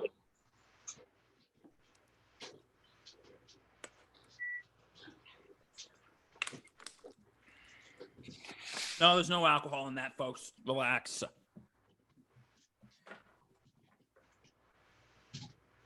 Oh, man. What's wrong? Nothing. I'm out of popcorn. So you were just craving movie theater popcorn, and you're like, well, there's movie theater popcorn. Let me get it. You're craving what?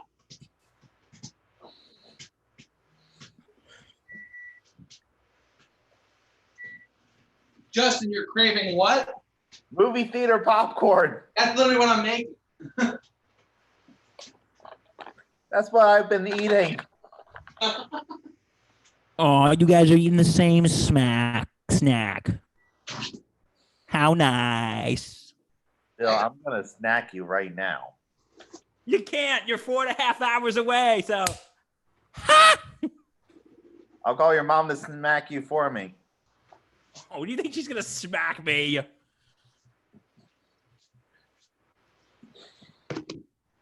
All right, here I am. I'm back. I got dinner. We missed you. We were just about to do a hostile takeover of the channel. I'm sure you were. I heard you from where I was. Justin, why did you call him the tank? I'm gonna kill you all. I swear to God. Why did you call him the tank? Are you shitting me? We called him the tank, didn't we, Justin? All right. So I got movie theater popcorn. Thank. This is my movie theater popcorn. Mhm. These are my nuggets. Okay. All right. I got some nuts and I got some chips. We're good for the day. We're good for all day and all night. That's right. It's a good song. Mm-hmm. Yeah, so we were talking about the Thor trilogy. Well, soon to be 4 Quadrilogy, and this is how we would rank them from best to worst. Ragnarok was the best. obviously.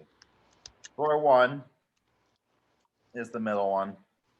And Thor 2 just sucks. Go through the Dark World, whatever. Yeah.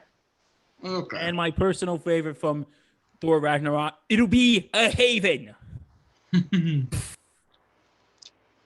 Oh, Meek, where you from? Oh, Meek's dead. Oh my god. Korg is the best Marvel character. Taika is like, I only discovered Taika Waititi with the Thor Ragnarok, and ever since he became like this director that anything he makes, I'm gonna go see now. Because you had what was it, Jojo Rabbit as your number 1 movie of 2019. Number 1 movie of 2019 was. Well, that was mine for a bit, and then I saw 1917, and that was my number 1 of 2019. To me, Jojo Rabbit just slightly beats out 1917. No, I like Jojo. I probably would put Jojo at number 2. I liked it too. It was just such a sweet movie. It was so fun too. Yeah. And have you seen it, JT? What? Jojo Rabbit? I don't think so. It's the one where little Hitler Youth discover his mom is harboring a Jew in her crawl space. I don't remember. No. Yeah, it's a comedy. Sounds like it. Now it approaches it in the same way that Blazing Saddles kind of does, in that when they portray like the bad guys as like inept idiots. Mm-hmm. Well, I think the thing is, I think when you handle things like Nazis or racists, you have to portray it. There's only so much you can get away with. Yeah. And what I did like about the movie is it didn't try to pretend that certain things didn't happen. Right. It acknowledges that it happens, and it doesn't acknowledge it as a good thing. Okay. Like, the main character asked one of the Nazis, who's part of like the Hitler Youth training program, Right. what happened if he reports a Jew. He says, well, we report it to the Gestapo. The Gestapo comes and they kill the Jew, and they kill anyone involved in a few more people just to avoid paranoia. Or remember, there's one scene that was at the door when they have all the folk from the Nazi party. Okay.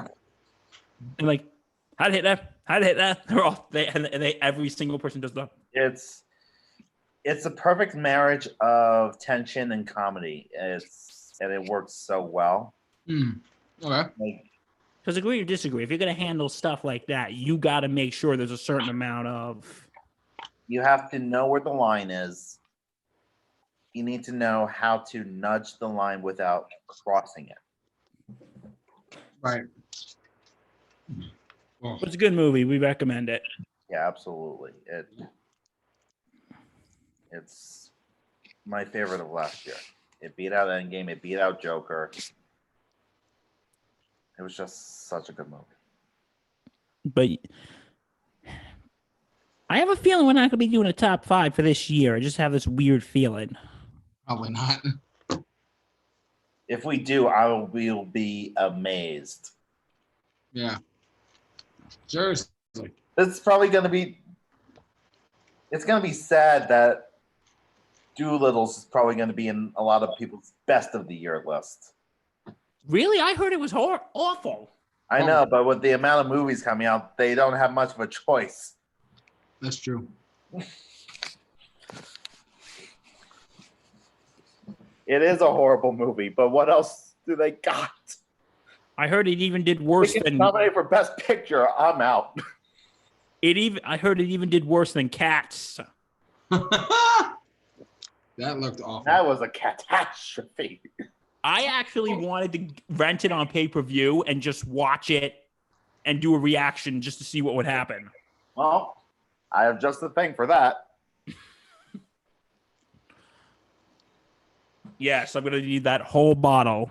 Oh, God. Here we go. This would be me watching Cats. Are we ready? Pretend this bottle's a lovely thing of alcohol. Okay, let's watch this thing. Are you blind when you're born? No. Can you see in the dark? On some days. Doesn't help that he actually knows the lyrics. I've listened to the soundtrack, yes. And then goes on. The Rum-Tum Tiger is a curious cat. Okay, I guarantee you I guarantee you Andrew Lloyd Webber probably had David Bowie in mind to play Rum-Tum Tiger. Oh. Yeah, well, instead they got Jason Derulo. Oh, look, Taylor Swift's here.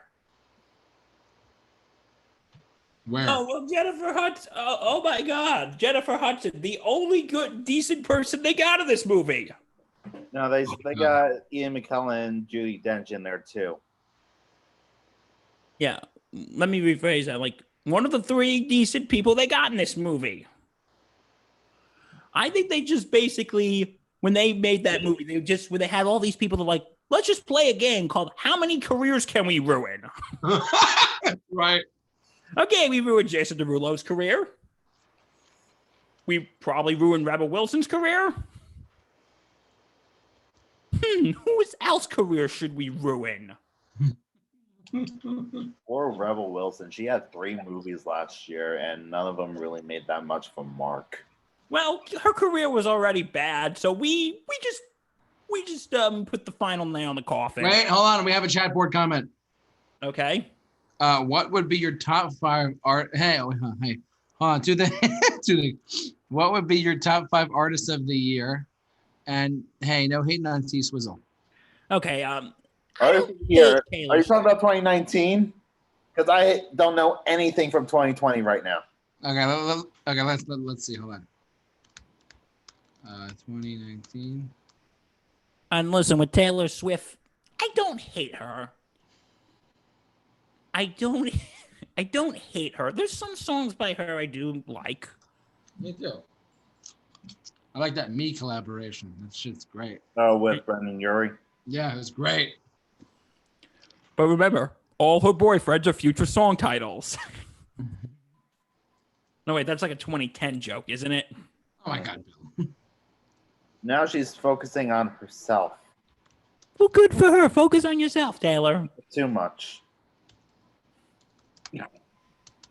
Oh, so she means so far of 2020. Hey. Like who's come out? Like, I'll tell you who I can't stand. It's fucking Black Bear. That fucking. I haven't really been listening to much music from 2020. Yeah, I don't listen to much radio. I listen to XM radio all the time. So. You know what song I actually do like? We're just going songs. If whoever commented. I'm just gonna pull up the Billboard Hot 100 right now. Just see Maroon 5's doing okay now. I like that Post Malone song, Circles. That's pretty good, yeah. He's going punk.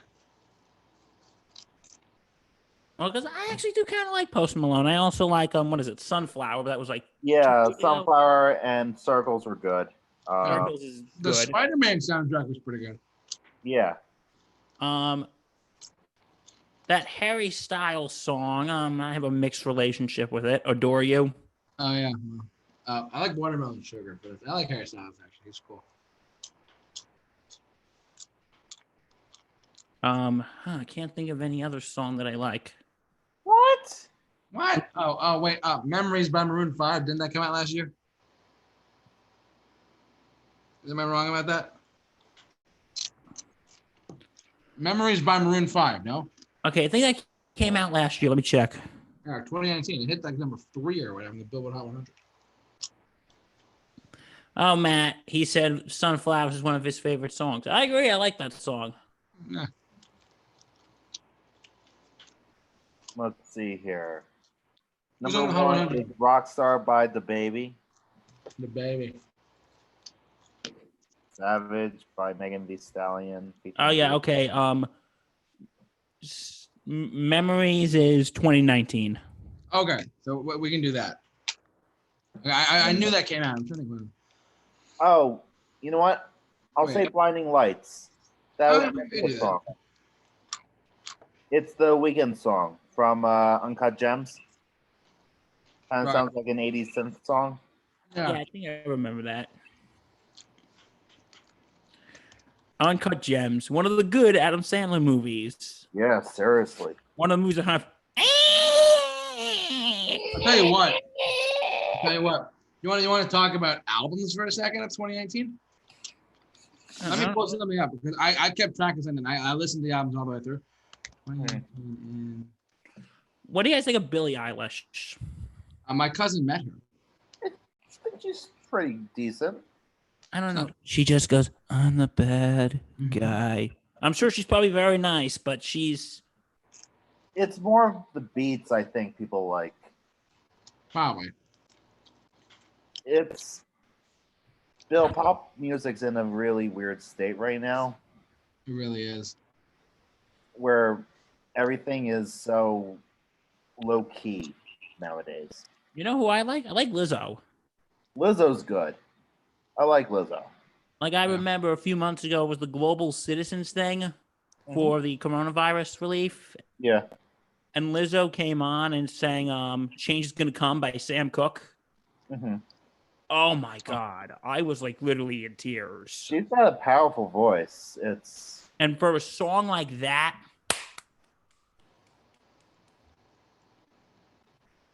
So hold on one second. Get this right. I'm gonna put something in your in the chat. Can I do a link in the chat? Let's do that. I looked at this. What is that a link? It is a link. Woohoo! All right, in the chat board here. I'm just looking at some stuff right now because I don't really follow pop music a lot. I'll tell you the truth. Like whatever's in the top 40, I don't really care about unless it's something that really catches my eye, my ear. right. I was looking at this like a Wikipedia thing. There was a couple of good albums that came out last year. Yeah. Like I don't know if you're familiar with the Tool album. Not the Oh. biggest Tool guy. You know, like Tool? I know. Like they released that album Fear in Inoculum, and it was sold 270 albums, like physical copies. Damn. And apparently, the title track debuted on number 3 on the Billboard Hot 100. And Real, it said real. it says not only is this rare for a rock band in 2019, but extremely rare for progressive rock music. But at 10 minutes and 21 seconds long, it becomes the longest song ever to chart the Hot 100. Jesus. So like, try to imagine that. And it literally entered like 93 on the Billboard All Format Hot 100. That's crazy. And then Slipknot releases another album. Tool keeps going. Blink-182 releases another album. hmm My Chemical Romance announces they're going to reform. Coldplay releases their 8th album. Yeah. I Raging. like Coldplay. What do you guys think? Yeah, Coldplay's pretty good. Yeah, I like Coldplay. It's funny. I like them better now than I did back when they were doing the soft rock thing. Yeah, what did you think about their Everyday Life thing? They Their last album, the most recent album they released, like 2019. Is that the one with him for the weekend? No, the one they just released like last year. Oh. It's I don't called think Everyday I don't Life. think I listened to it.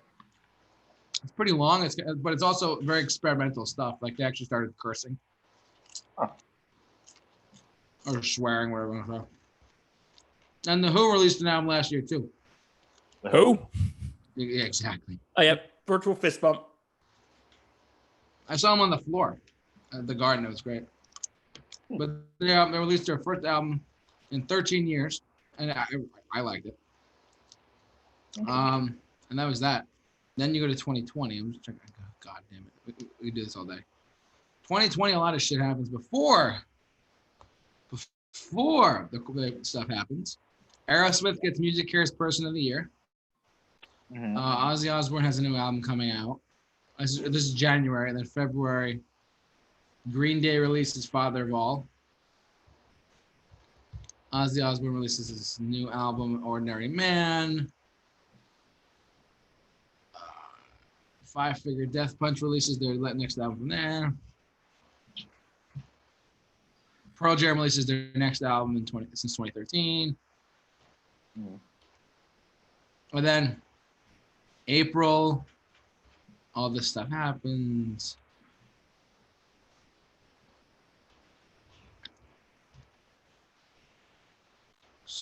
The Strokes released their next album. Abnormal, June.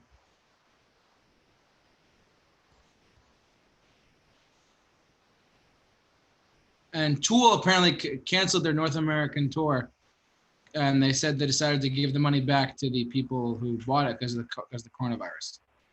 Right. Bon Jovi did that with his tour too, with Brian. Yeah. A lot of acts did that. The Chili Peppers are supposed to release a new album soon. Smashing Pumpkins is supposed to.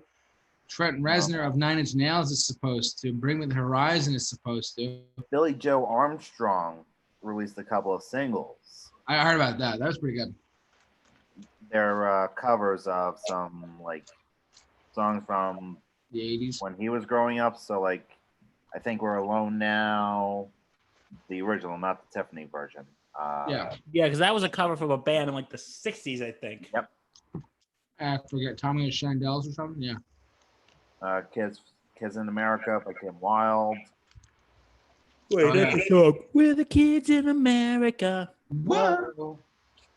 Yep, that one. And Manic Monday. Oh, that's right. With they released that with the Susanna Hoffman. Did it? I thought that was just part of his No Fun Monday.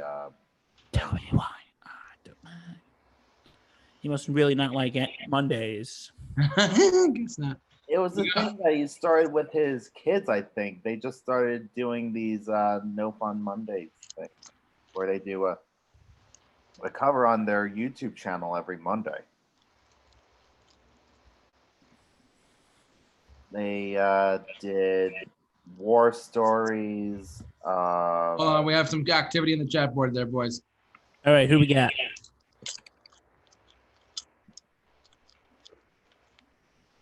Susan Johnson. It's the Himalayas bass line and the use of Billy used to draw a big audience. Yeah, she's talking about Billie Eilish, I think. Yeah, the bass line is one of the bigger draws. Seamus does good beats. Wait, that's who her brother is, right? Seamus? Yeah. I think so. Let me look it up. There's this thing. It's called the internet.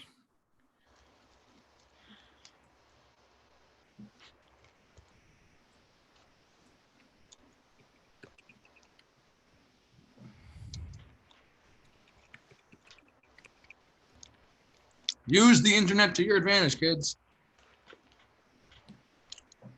Phineas, not Seamus, Phineas. Oh, that sounds like a nice Irish name, doesn't it? Oh, come on, Justin. Doesn't he sound like a nice Irish lad? Well, he's from Cali, so. I'm the bad guy. Duh. But Yeah, so that's music in 2019, 2020. Is it going to get better or is it going to get worse? May I remind you, we are three guys in our 20s. We don't really know a lot. Like, I listen to modern music here and there. Yeah, occasionally. The most Need modern a shirt. We see, Bill. Like, that's the type of music we listen to. But I've been on a bit of a 90s kick lately. Yeah, you can't go wrong with the 90s. 90s alt rock is amazing. You know, sometimes you need your 90 angsty teenage music. Mm-hmm. Yeah, right.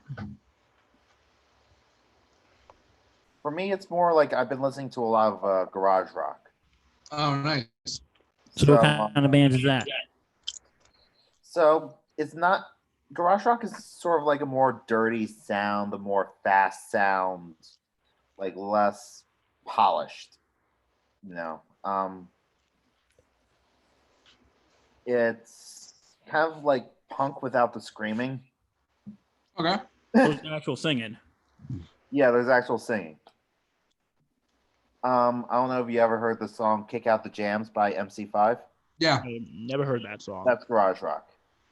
Oh, okay. Hush Puppies, You're Gonna Say Yeah. I think I know them. And I have a playlist. Let me look through a couple songs.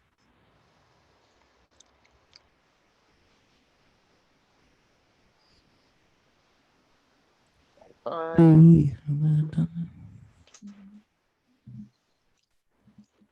what is this band you're showing us? Bill, check the chat board. Let's see here. So the Racketeers, the What Vines, 90s the are you- Hives. Artists have you been listening to, Bill? Well, Matt, I've been listening to Blink 182. Nice. I was listening to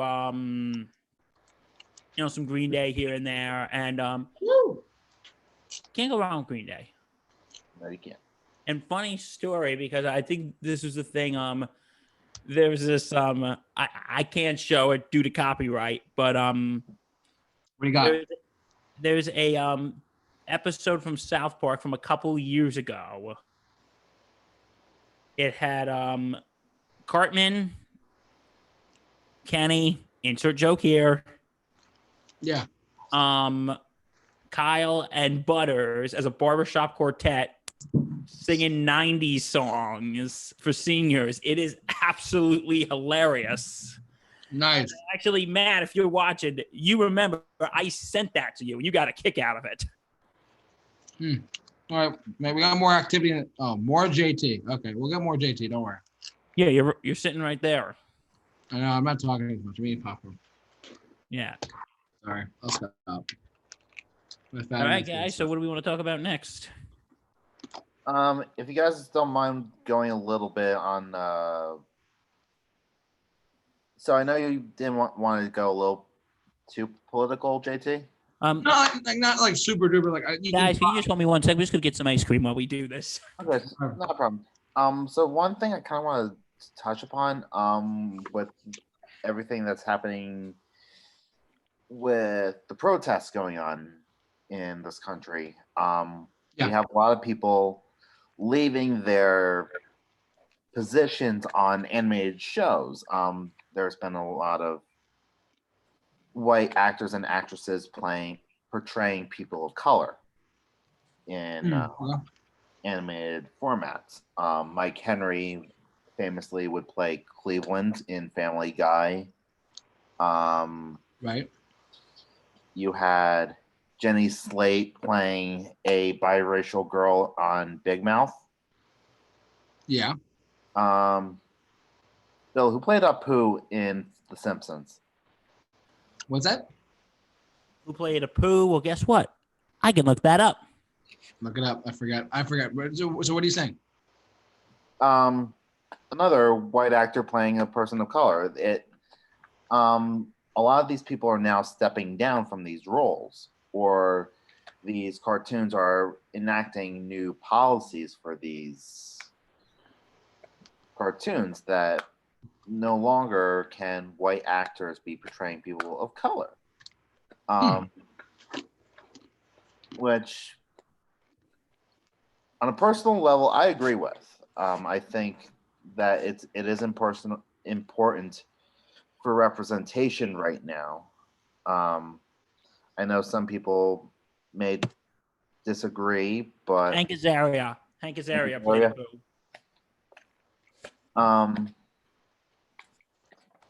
Now that's my opinion. I agree with you, Justin.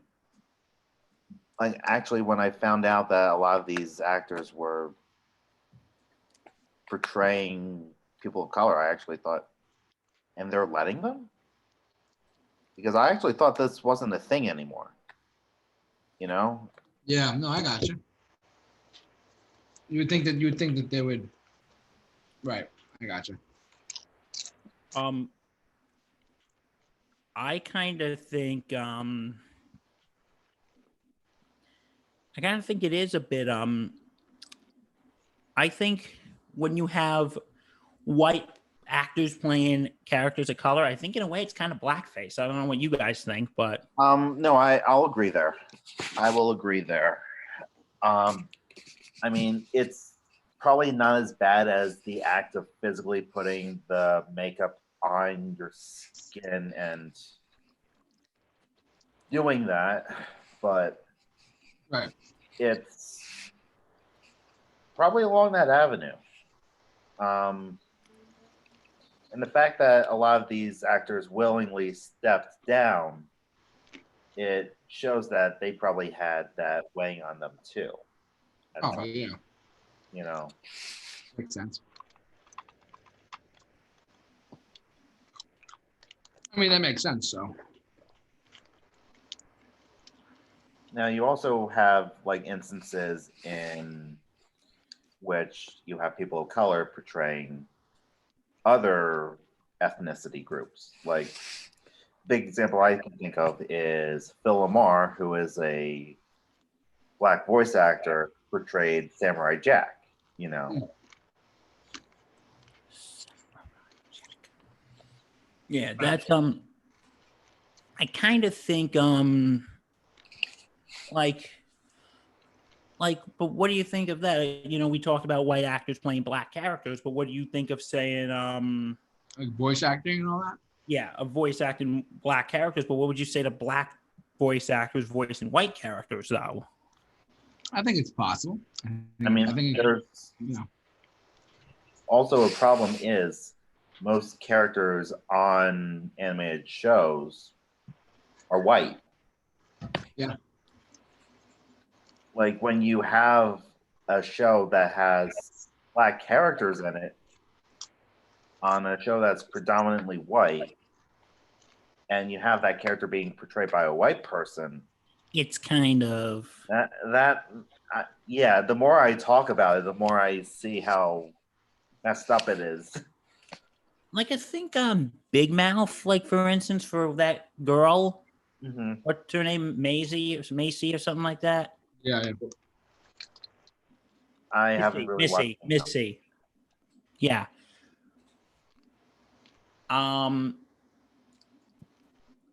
I don't think she's portrayed as I don't think she's portrayed as like a stereotype or anything.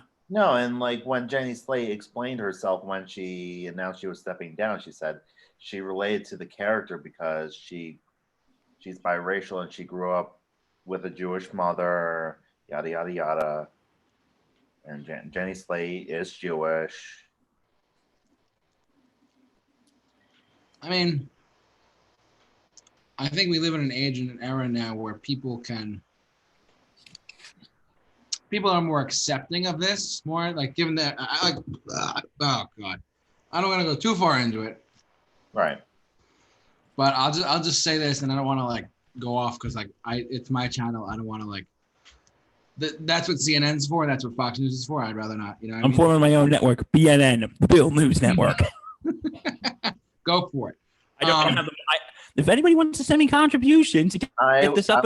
I'm going to call it the ABS, Anti Bullshit Network. ABS and all anti-bullshit. That's pretty good. To be honest, I want to just like address it as carefully as I can. I think, given that these voice actors are doing this, I think that it's their way of like a mini protest, if you will, like not a mini protest, but it's their way of like, okay, we're gonna do this our way, and we're gonna quietly do it this way, and that's how it's gonna be. You know, I don't think they're gonna try and. It's hard to explain, but I don't. They're not gonna try and be like, oh well, you know. Well, I think they're just trying to do what's right, and by doing what's right is they're giving up their spot on the network on the show. But I think what they're doing is noble. Yeah, it is noble. That's a good word. Yeah, and it's them acknowledging that they're not perfect. They made mistakes, and they're trying to be better. And you know, like, but listen, even like Jenny Slate or the guy who played Cleveland, like, I don't think for necessarily playing that character, I don't think they're racist. I don't think the show people are racist. Right. Yeah, I got you. Some of the jokes might be, but I don't, you know, but I think it's a good move. Yeah.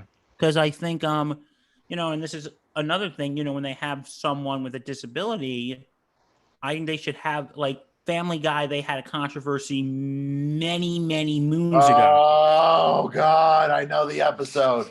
Okay, what am I talking about? I'm talking about the episode where Chris goes on a date with a girl with Down syndrome who was supposed to be Sarah Palin's kid. Well, yeah, first that was the joke. They were saying that the joke that was she was going, you know, my mother is the former governor of Alaska. And which, come to think of it, the joke really doesn't make sense because she had a son who was an infant, so that really doesn't make sense. Yeah. But anyway, but the joke but you know, Sarah Palin went off and saying it was insulting to people with Down syndrome. But then they found out the woman who played the girl who voiced the girl actually has Down syndrome herself. Oh, wow. Oh, you didn't know that, Justin? No, I actually did not know that. The girl actually, the actress who played her actually has Down syndrome. Really? So I can see that because, you know, I feel like if they had someone who was someone who didn't have a disability imitating someone who has Down syndrome, can we admit that would be very insulting? Yes. And that's something that people really don't talk about much, is there's no representation really for people with disabilities in Hollywood or movies and TV. You get a couple of cases where there is, but usually when someone's portrayed with a disability, it's an actor acting like they have a disability. For instance, JT, sorry we've gone way down the rabbit hole on this one. But this is like an interesting point. Like if anyone's seen The Good Doctor on ABC. Mm-hmm. Yeah, no, of course. Really good show, by the way. A good show. You know, Freddie Highmore, who I used to despise. Just because of Charlie and the Chocolate Factory. We'll rant about that in a bit if you want to. But anyway, but he plays a doctor who has autism. High functioning autism, but still. Who's on the autism spectrum. Now listen, as someone who is on the autism spectrum. Yeah, for those who don't know, I'm actually on the autism spectrum. Surprise! I actually don't find it insulting at all. Well, with autism, I can kind of understand a little bit more because it is harder to. Then you're dealing with, and I have to work this carefully because I almost call it a handicap. It isn't. Because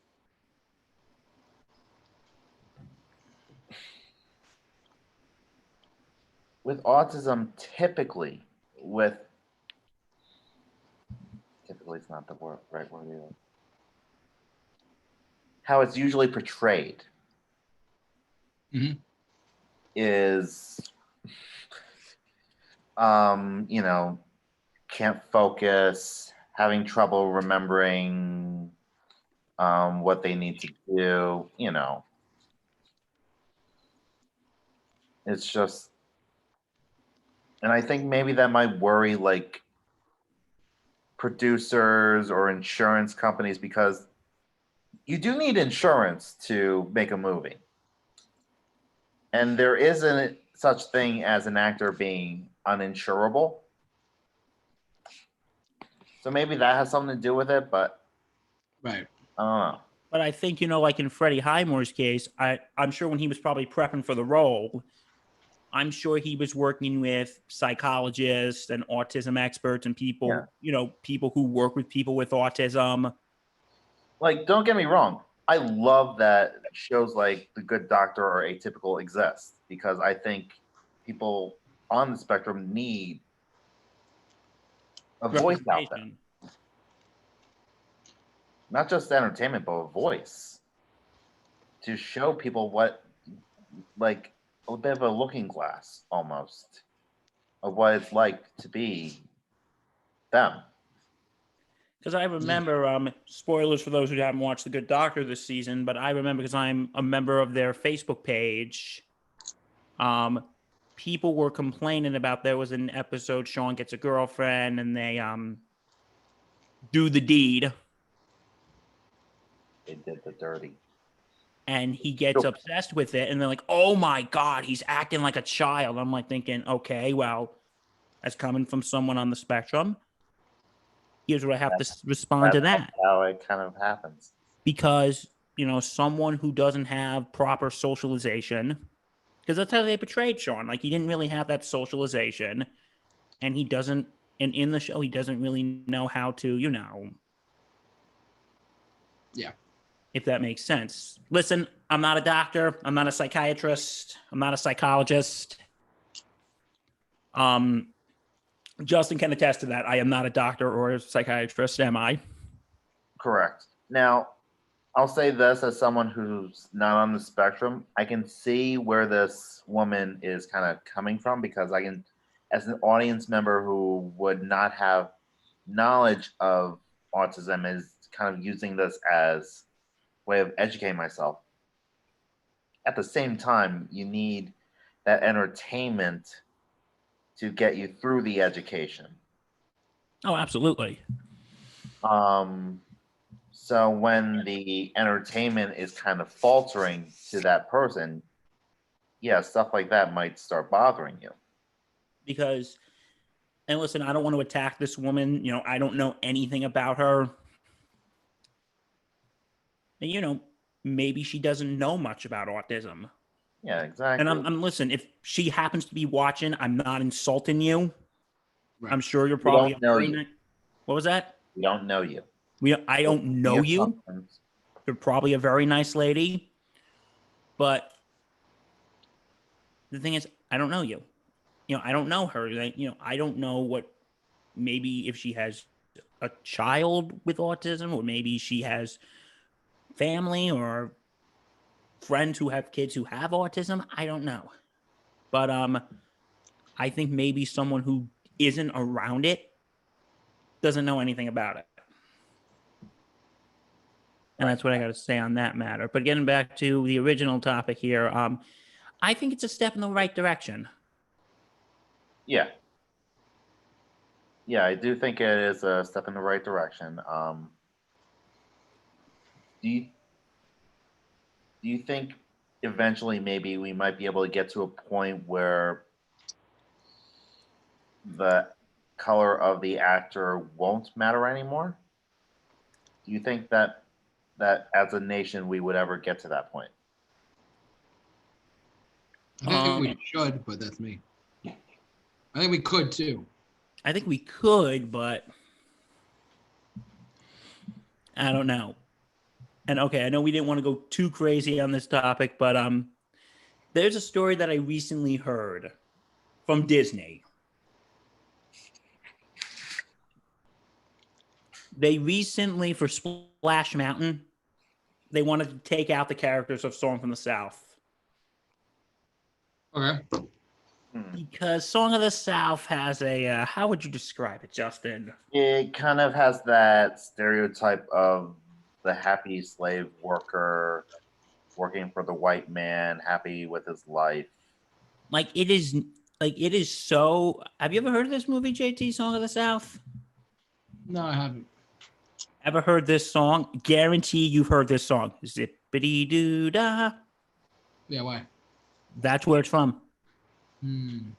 Okay. That's where it's from. It's from Song of the South, and it's basically Disney's secret. Black sheep. What was that, Justin? Black sheep. It's the black sheep of the Disney movies. Like they don't even like. It's probably buried somewhere in the Disney headquarters. Like they had to dig a hole inside the Disney vault to hide it. Wow. Like, like that's how bad it is. Because they haven't even did a home release of it. Really? Never got a VHS release. Never got a DVD. Never got a DVD release. Wow. I remember my good friends Daniel Zuckerman and Michael Lynch. If they're watching this, guy, shout out. A couple years ago, they actually did a very good thing on his then college radio show, which is now his podcast, when they were debating about should Song of the South be released. Like, I'll try to dig it up for you guys if you guys want to listen. It's an interesting conversation. It was like from, I don't know, 4 or 5 years ago. Mm. But you know what? Getting back to what I was saying here is, you know, in the climate we are in today, do you think removing the characters from the Splash Mountain ride, do you think maybe this is the best move? Yes or no? Let's start with JT. Honestly, I think times are changing, and I think if they were to take it out, I think that might be, and not release it and take out the characters, I think it might be a smarter and better move overall. So, just one more thing. Let's make this let's wrap up this kind of conversation too. Good idea. We're done here. Yeah. Okay, Justin, what do you think? I do think that Splash Mountain will have its place in history, but I think now it's time something new takes its place. Something that has more progressive ideas and will propel us forward and not keep us in the past. That sounds good. I like that. Okay, moving on. What's this Warriors thing I just saw in the comments section? Yeah. So a friend of mine just jumped in and said, "Hey, he wants us to talk about the 1979 film, The Warriors, because it's his favorite movie of all time." Warriors, come out and play. I've heard of it. I've never watched it. So Actually, kind of same. I only saw it once. I remember my professor at where I went for community college. He goes, "Warriors, come out to play." Really? I've known that come out and play thing half of my life. Yeah, it's iconic too. It's Give us another movie to talk about, folks. We'll gladly talk about it. That it's just, but when I discovered where it's from, I was like, this looks so cheesy. I was like, 70s movies are interesting. Yeah, a lot of them that were made then can never be made again, like Saturday Night Fever or Taxi Driver or One Flew Over the Cuckoo's Nest. Well, also, like, some of them are, while they're good movies, they're also super dated. One of the movies that pops up in my mind, Injustice for All with Al Pacino. I'm out of order. You're out of order. Great movie. I cannot stand the sound, the score. It has like this distinguished 80s Sounds score to it, and it was just like nails on a chalkboard to me. And I was like, I don't know. To me, watching an 80s movie that's definitely dated, that's one thing. Those are fun. Yeah, sure. Something about the 70s though, that kind of dating is just doesn't work as well. And it's disco too. Yeah. Saturday Night Fever, man. Grease. Two iconic films right there that are. You know what? It's the weird thing about Grease. Oh no. Don't worry, it's not that. What? I thought I had to announce another Bill rant. It's Another like, story. I don't know. It's like, I don't like the movie, but you know what? Some of the songs I actually don't think are that bad. There's some of them were number ones on the Hot 100 at the time. Look, I think Grease is the Word is okay. You're the one that I want. I do like You're the One That I Want. I like Grease Lightning. Go Grease Line. And I kind of do like Summer Nights. Yeah, Summer Lovin'. Had me a blast. See, Like- when we were at J, I was in the proscenium, and I was a set crew. Okay. I remember working on Grease when we were all there. Mm-hmm. It was actually a pretty fun show to do. Yeah, it's a fun. Matt just jumped in the chat board too. Okay, Matt's talking. Have any of you seen American Graffiti? I thought it was super Yeah. boring, but I love the soundtrack. I have seen American Graffiti. I haven't. Soundtrack is pretty good. Is the movie itself good though? I've seen it. So what your opinion? The American Beauty to me is more of a day in the life kind of a movie. Wait, Graffiti or American Beauty? I'm a little confused. Graffiti. American Graffiti. Where were you in '62? Yeah. You know, it's the last day of school, or was it last day of school, last day of summer? School, I think. In 1962, everyone's going off to college and they're having one last hurrah. You know, they're all partying, drinking, going to the sock hop, and having a grand old time. I have listened to the soundtrack, but I've never seen the movie. Yeah, it's a great soundtrack. Also, Matt also shared his opinion with Bill as well. Bill, I share your opinion of Grease. I don't like the film, but I do like some of the songs.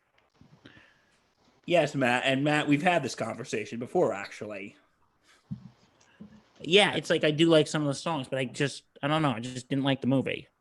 I mean, it could have to do with John Travolta's infinitely punchable face. Travolta. But there's, I think the only really good Travolta movie I can think right now is Pulp Fiction. I'll give you one more. Face.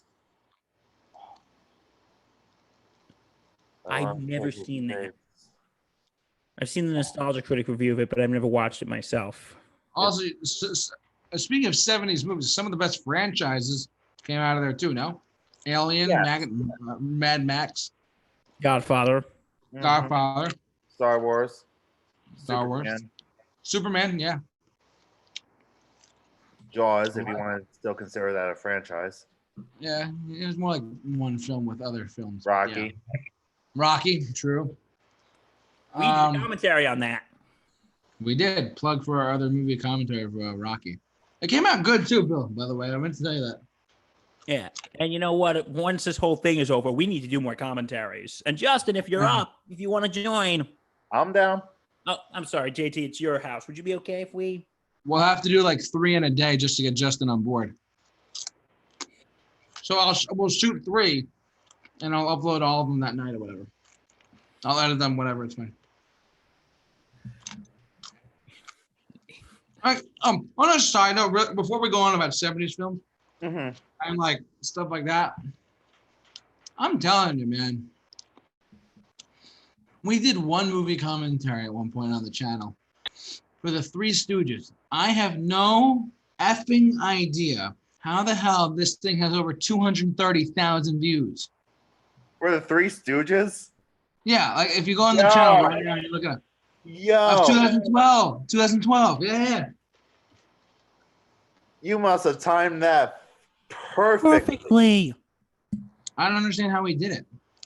Honest to God, we shot that, and it came out like, good, but it wasn't great. But the commentary itself, like the talking, was good. But I was like, this is not going to get any success. Then it's fueling the views for my channel and gaining the subscriber count every like couple of months. It just pumped it up so much. I could not believe it. 230,000 views. Justin, I will send you the link. Video is from a movie called Hands of Stone. And like 3 people remember that movie, don't they? It was a good movie, though. Yeah, I liked it. Yeah, but like I don't get how this kind of movie commentary would have done that. I don't get how. Now, hang on. Was it the Three Stooges, the Farrelly Brothers movie, or was it the Three Stooges, the originals? The Farrelly Brothers, 2012. Oh God. I don't know how it happened, dude. Isn't like bad though? The movie's bad. I gave it. It's pretty bad, but I gave it like a 4 because I actually laughed a lot. And the kid next to me was like, "Why are you laughing?" I'm like, "I'm laughing because I think it's funny." Why? I don't know. It was weird. It clicked with me for like in a weird way. So whatever.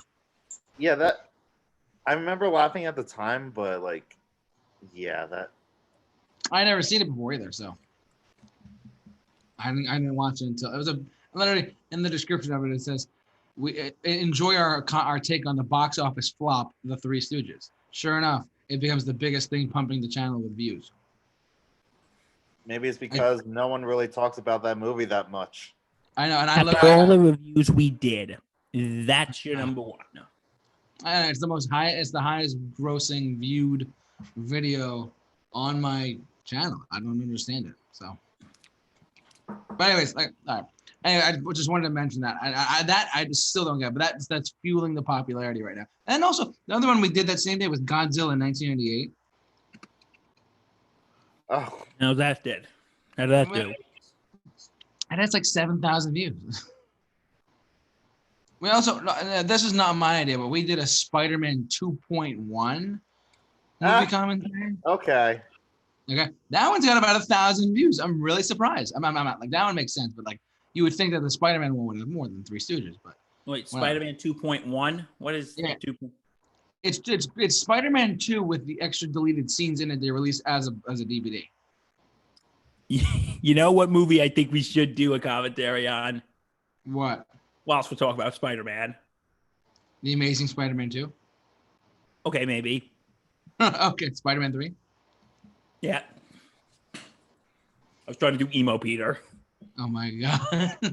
That's the thing. We did a couple of bad movies commentaries and look what happened. So, I mean, I don't know. Like, I have a list of ones that I'd like to do.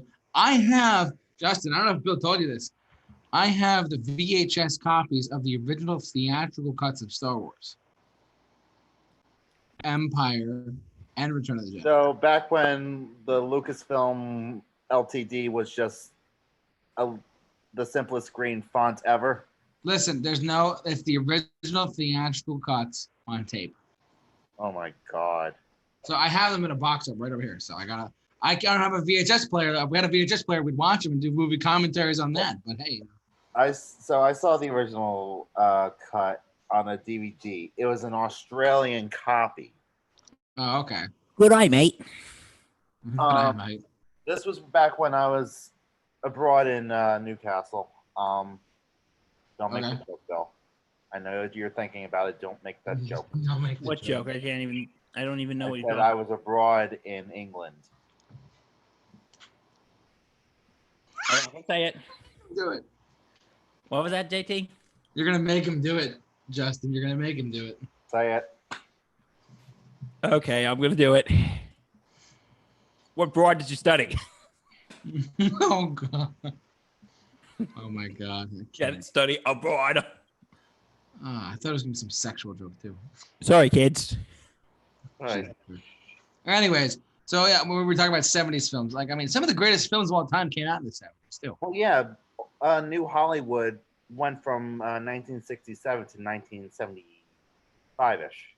Yeah. Also, like The Exorcist came out. The Omen the Omen was 1980 or was it 1970? 1976. Thank you. Yeah, I wasn't sure. There's a lot of good films that came out then that were like Young Frankenstein, Blazing Saddles. The 70s got overlooked a little bit, man. Mel Brooks did his best work in the 70s. I'll say that. He did Blazing Saddles and Young Frankenstein the same year. You know, my favorite line from Young Frankenstein. You gotta get that hump checked out. Hump? What hump? And then it was turned into a Broadway musical. Mm-hmm. Yeah, right. My favorite line from Blazing Saddles. Anyone got a dime? Somebody's got to go back and get a shitload of dimes. Oh my god. And my personal favorite, send a new sheriff immediately. Holy underwear! Dead family? Sheriff Bozeman, we gotta protect our front of the loading jobs. We need to do something immediately. Hurry up. I didn't get a hurry up out of you. Give the governor a hurry up. Watch her ass. Oh no, that was just like nuts. What else came out then? Saturday Night Fever came out then. Taxi Driver came out then. I'm trying to think off the top of my head. Actually, no, we're gonna do this. We're gonna do a plug for something on my personal channel. Ooh, we're gonna do a plug for something. And we're gonna do a plug. All right. Give me 1 second. We'll give you 2. All right, give me 2. Apocalypse Now. Apocalypse Now. 78 or 79, I think. 79. 79. I'm gonna put this in the chat board. If you guys want to check it out, you can. There's something in the chat board for all of you all to check out, and it actually gotten that playlist is getting popular on YouTube. You're welcome. Star Trek: The Motion Picture, Animal House, Yeah. Close Encounters of the Third Kind, Yep. Carrie, Yep. Rocky Horror Picture Show. Yep. Oh, you did that, or you gonna do those? No, there's just the trailer. I'm just remembering some now. Clockwork Orange. Yep. Exorcist, Godfather. I think that was it. That's all I can remember right now. But anyways, Speaking of Rocky Horror, Rocky 2. We said about Rocky Horror. We go. Well, we didn't go this past year, but we usually go on around Halloween. Or the one at Dutch's DCC. Yeah, they do a live showing of the Rocky Horror Picture Show. Nice. And it's JT, you should, if they do it this year, because again, everything's up in the air with the current situation. Uh-huh. Maybe you should come with us. It's how would you describe it, Justin? It's fun. It's a lot of fun. I'll have to check it out. Oh, we got a chat border. Thank you for bringing that up, Asimov. Close Encounters of the Third Kind. Yeah. Haven't seen it. What? You haven't? I have not. That's on my list too. I thought you would do like what you did on that podcast project. Remember? I liked it. The record scratch, and you went, what? What? Oh yeah. So when I was in at Loyola, I did a podcasting class, and whenever someone did like a quote unquote controversial take, a hot take or something about something, I would include a record scratch sound effect. you go, what? I think when we were talking about, what was it, Spider-Man 3, you're like, people, get your pitchforks ready. This is going to be a controversial episode. Yeah, right. What other... Yeah, go ahead. And when he said he didn't really like Temple of Doom, I started doing the Kalima. My God. Yeah, by the way, I don't like Temple of Doom. I know you don't. What? You like it, Justin? Yes, I do like it, okay? It's the best one. I'm not going to apologize for it. What was it? You think that's the best one? No. Best one? I was joking. Not even close. I would say Last Crusade. Yeah, Last Crusade's my favorite. Raiders. Sorry. Wait, no. Raiders is my favorite film of all time. You know that she was a Nazi. She talks in her sleep. Oh, Sean Connery, gotta love him. Love to see it. He was actually asked to. It's such a fucked up scene though, because that's basically him admitting that Indiana and his father both slept with the same woman. I never thought of it that way. Mm-hmm.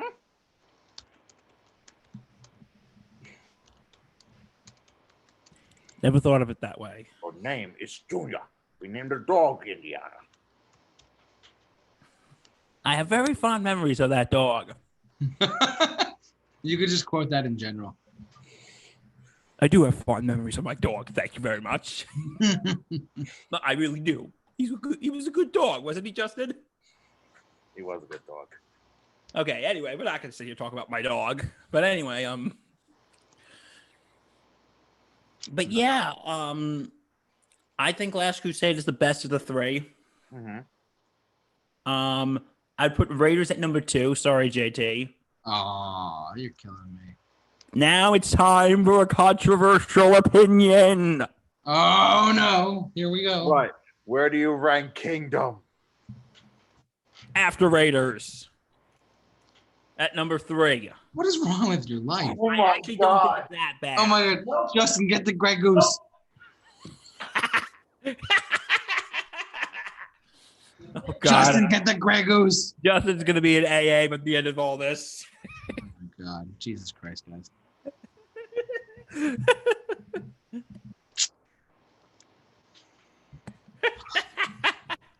Poor Justin. I'm going to make him an alcoholic by the end of this. He might hang up. He might actually leave us this time. I'm like, God damn. Justin, come back. Oh, no. Oh, no, he's got the... What do you got now? Oh, he's got the Captain Morgan. He's got the Captain Morgan, folks. Oh, no. Here we go. I actually don't think it's that bad. The Crystal Skull? I don't think it's awful. God. I think, and my least favorite would be Temple of Doom. What's wrong with you? We're all entitled to our own opinions. Yeah, but your opinion's wrong. Opinions are subjective, JT. Not in this situation. Next, I'm going to be talking about how Spider-Man 3 is wonderful. JT, I'm sorry for all the subscribers you're losing right now. No, if anything, we actually gained 2. I'm not even kidding you. Next, I'm going to talk about why Spider-Man 3 is great. Well, listen, the Amazing Spider-Man 2 is so underrated. It's ridiculous, right? Oh my God. I actually kind of think Amazing Spider-Man 2 is maybe worse than Spider-Man 3. You know, I think I'll join you on that, Hal. Because finally, he's coming back to me. Wait, when you're done, thoughts on major movie actors performing in video games, like Mads Mikkelsen, Death Stranding, for example. I'm not a big video game guy. Okay, so hear that. So I can talk about this a little bit. Yeah, go for it. I don't mind it as long as it doesn't detract from the real voice actors, the real heroes in video games, like Nolan North, Troy Baker, Tara Strong. They're the power hitters in the video game industry. When you have people like Keanu Reeves doing Cyberpunk 2077 or George Takei doing that MMORPG game. I can't really remember what it's called. Kind of similar to Civilization. Yeah.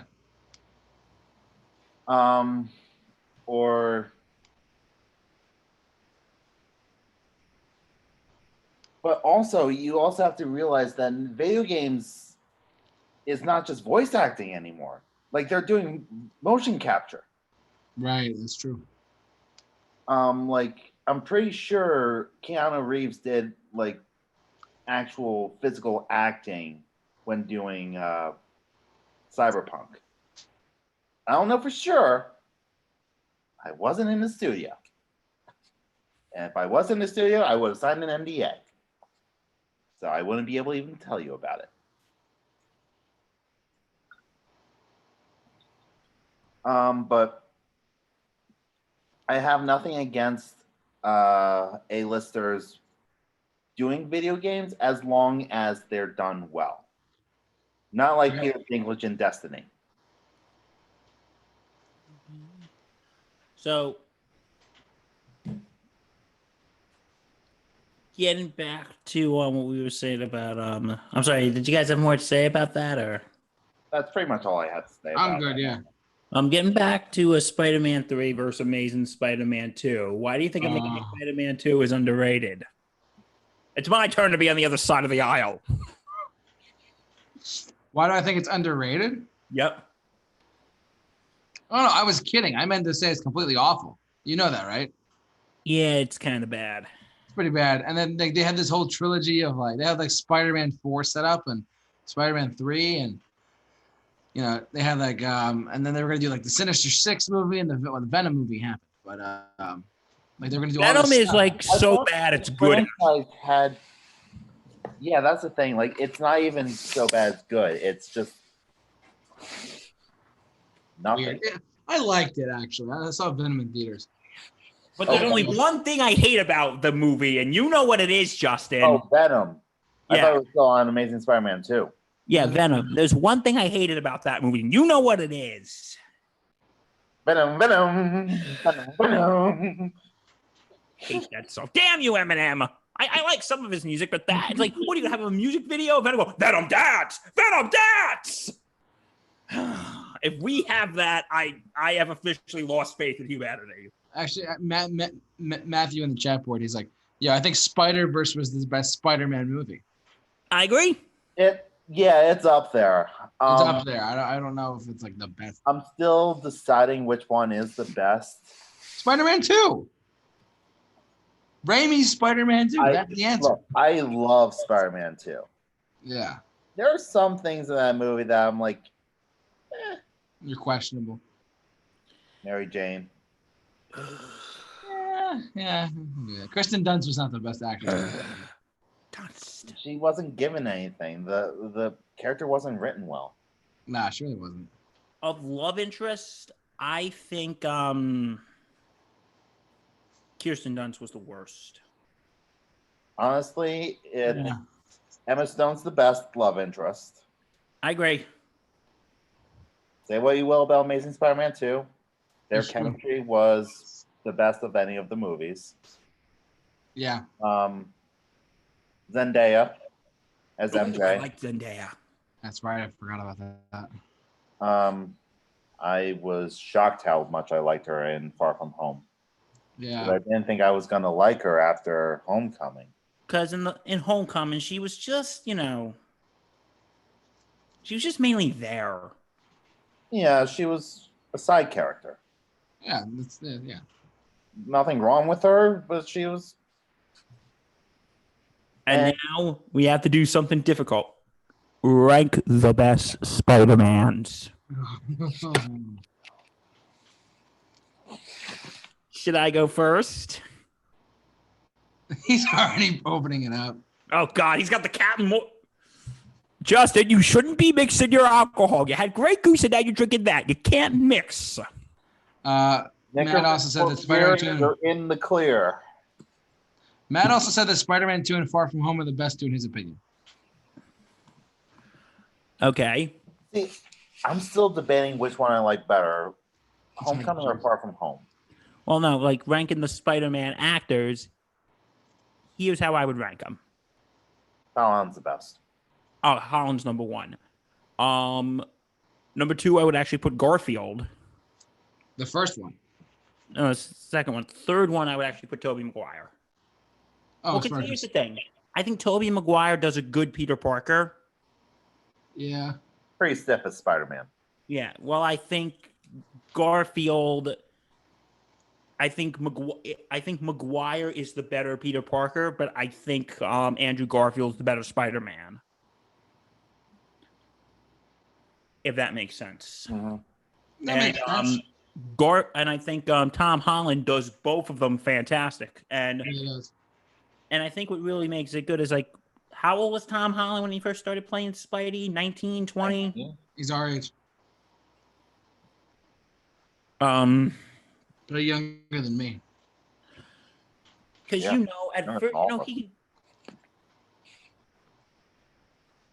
he can get away with playing a 16-year-old. Yeah. Yeah. While Maguire and Garfield, again, that Spider-Man was made to be older, to be fair. Look older, yeah. Well, except for Garfield. He was supposed to be in high school still in the first movie. I think he was, no? Yeah. Yeah, But they were like both 28 when he almost. started filming. But I think him and Tobey Maguire were like what, in their late 20s, maybe early 30s. Yep. Well, when you have Tom Holland, yeah, he's a couple years older than how Spider-Man was meant to be played, but you can get a little way with a little leeway. Yeah. But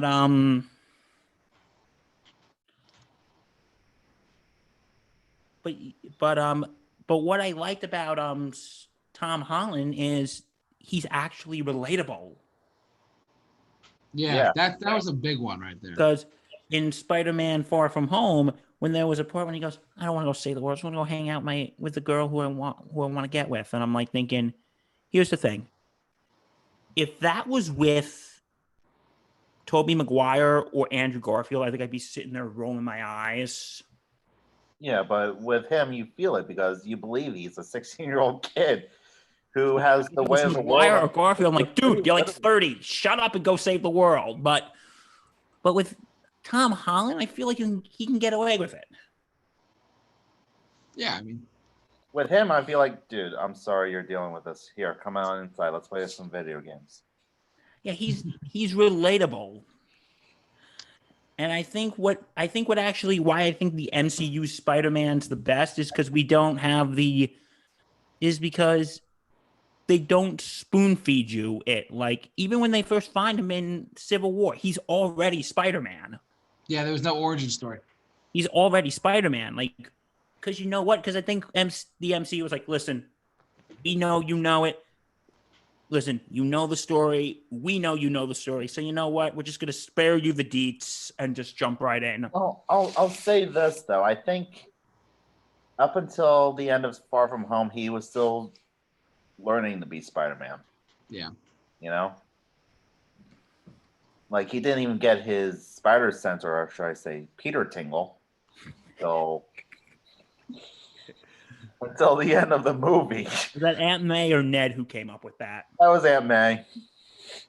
Also, Matt just gave his ranking. Colin Maguire Garfield. Okay, that's fair.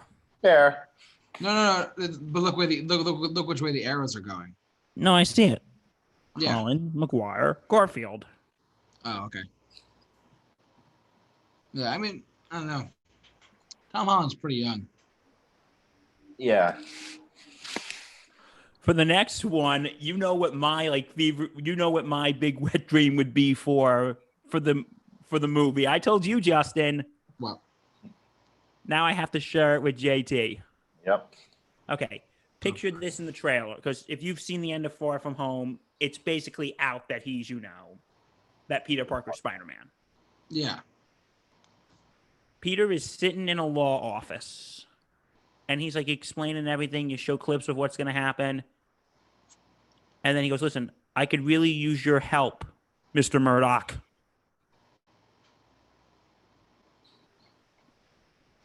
Look, I mean, anything's possible. Or just say, listen, I could really use your help. And you show it's Matt Murdock. Like, I mean, I wouldn't say... It's a stretch. Yeah, it's a stretch. You guys know what I'm saying. I want a Spider-Man Daredevil crossover. I know you do, and I want one too. I think, who doesn't? I love that. Daredevil's my favorite Marvel character, so. Oh, I didn't know that. Oh. He's my favorite guy because he's like a perfect B character. He's a perfect B level superhero. He's a street level hero. Yeah, he's not like, he's kind of like Batman without the rich aspect, and he's tough. So I like that. Yeah. And plus, he's not a ninja, but like, he's trained in martial arts and all that. Plus, the Netflix show and the movie were both great. I will say that. He likes the Daredevil movie. I do. I have the director's cut. The director's cut. Okay, he at least acknowledges the director's cut. What, is the director's cut actually good? It actually is pretty good. I have it. Better. Yeah, the one awful thing was the teeter-totter, like Jennifer Garner and Ben Affleck rode back and forth. But you're holding back. Yeah. No. Yeah. That was rough. But, I mean, Daredevil in the Netflix series, that was 3 seasons of it? And then it got canceled? 3. Yeah.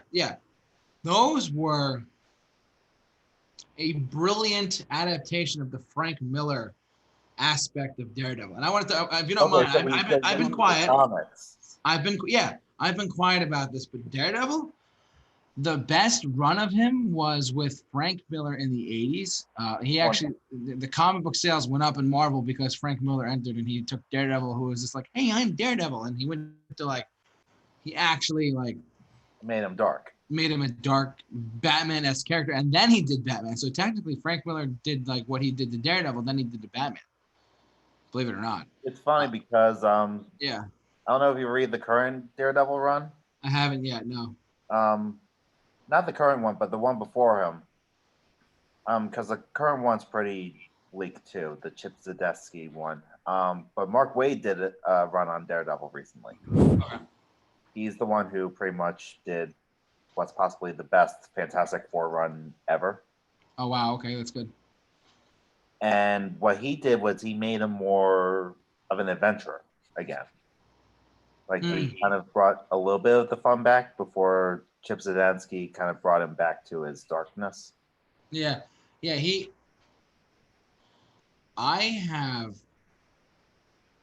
With the whole thing with Daredevil is also, Bill, you're quiet for this. I'm going to chime in on your comment in a second. You want to see a Daredevil Spider-Man crossover? Hear me out for 1 second, okay? Okay. People forget when the Punisher first showed up. When the Punisher first showed up in Marvel comic books, he was first appearance. It was in a Spider-Man comic book. And Punisher, it's Punisher, Daredevil, and Spider-Man. To be honest, those three have a really good history together. Mm-hmm. People don't realize that. So not only could you bring in really good friends. Spidey and Daredevil are like good friends in the comics. Yeah, Matt, Frank, and Peter are all good friends. So hard to think that's crazy, but it's true. What I was going to say, you want to see Daredevil and Spider-Man crossover? Punisher and Daredevil could re-enter the MCU that way with a Spider-Man-esque like cameo in the film. I think that if you're going to see anything with Daredevil, anything at all, it's going to be in a movie. It'll probably be with Spider-Man, but Spider-Man will probably make a cameo in there, like a quick scene appearance, and that's it. And I think it's going to be a very heavy PG-13 with the Punisher set up for the next film. That's my guess. You want my personal opinion? That's me. Because people forget that Spider-Man, Punisher, and Daredevil all have a good history together. People forget that all the time. Because everything's, Spider-Man's with Iron Man and Captain America. You're forgetting when Punisher first appeared in a Spider-Man comic book in the 70s.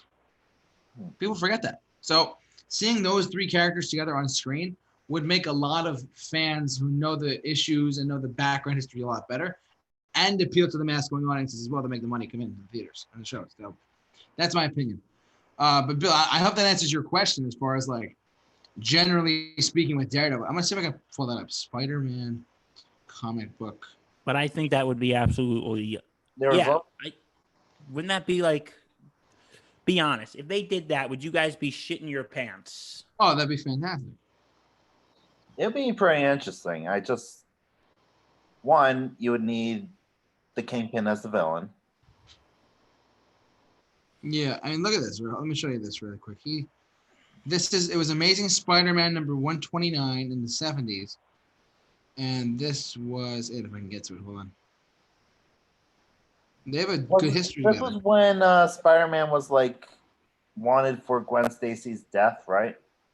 Yeah, it was right before Gwen Stacy died. This is it right here. Ooh, nice. Yeah. For all of you Super Review Show fans out there, this is a comic book. Remember that? Yeah, I've been reading a lot of comics during quarantine, mostly kind of to spark ideas going, because one of my dreams is to like write a movie for Marvel, and I think it's a crying shame that the Fantastic Four have been botched so many times. And now that Marvel finally has their hands on him again, Yeah. I want to see if I would be able to write a good Fantastic Four movie. I read the entire Mark Waid run. Read a decent bit of the Stan Lee Jack Kirby run.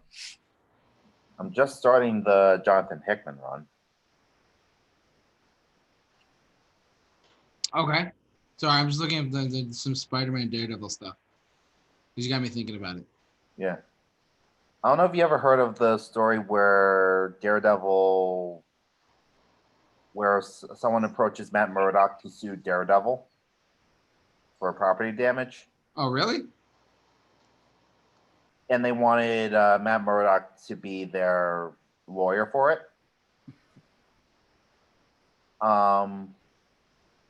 Then he wanted to make it like this giant media circus. And it kept making things worse and worse for Matt to get out of. Like he just kept making it harder and harder unknowingly for Matt to get out of. Mm-hmm. What they ended up doing is they got Peter Parker to dress up like Daredevil to testify. Yeah. Oh. Also, look at this. This is early back as the 60s go. Mm-hmm. This is a Daredevil number 16 in the 1960s, right? Mm. Enter Spider-Man. Look at that. Ooh. So you want like Daredevil and Spider-Man and Punisher have had a history together. That is also a comic book. That's also a comic. So I'm guessing you subscribe to Marvel Unlimited too. I actually haven't. No, I haven't really read a comic. I'm not a comic book guy. I like graphic novels. Okay. I prefer graphic novels, to be honest with you. I actually have Born Again, the Daredevil story arc from the 80s. Mm-hmm. I've read that a couple of times over because it's Frank Miller's writing is fantastic in that. Not only that, but they also sell like the individual arcs throughout the comic books over the years. Like they have Frank Miller. One question: Crazy Cool Frank Miller or just Crazy Frank Miller? This was Crazy Cool Frank Miller. So. Crazy Cool. Yeah. When did Frank Miller go crazy? After 9/11, I think. What happened after that? I don't know. Hold on one second. Because that's when he did Batman Strikes Again, The Dark Knight Strikes Again, All-Star Batman and Robin, and Holy Terror. Hey, Frank, goddamn. Is asking about. Yeah, that's Crazy Frank Miller. Just don't give him any attention. I think JT is lost on our jokes. I'm not. Sorry, I'm answering something. Forgive me. It's kind of my something's happening. Sorry. Okay. By the way, it is. We've been going for about 3 hours. I know we said about 6. Do you guys want to call it at like 9:30, 9:45, something like that? Let's do 9:30. Okay, because we got 30 minutes then. You getting tired of us, Justin? I still haven't eaten dinner. Oh. Good thing we're not in a room together, because you'd probably go to cannibalism, wouldn't you? Got it. Oh God, who'd be the first to go? Not probably me. Not gonna lie. Well, you look delicious, JT. Hannibal Lecter. I had his liver. Census taker tried to test me once. I ate his liver with some fava beans and a nice candy. But yeah, but I've collected I got a whole slur of graphic novels right over there. So I got they're not just Marvel, they're DC. They're like other publishers. I got you. Like IDW, like the Star Trek run they had, Transformers versus G.I. Joe was pretty cool. Ooh, that sounds cool. It was. It's volume 1 and 2. It's pretty good. I went up to a place. There's a place. I'm gonna just be completely vague with it, but there's a place in New Paltz.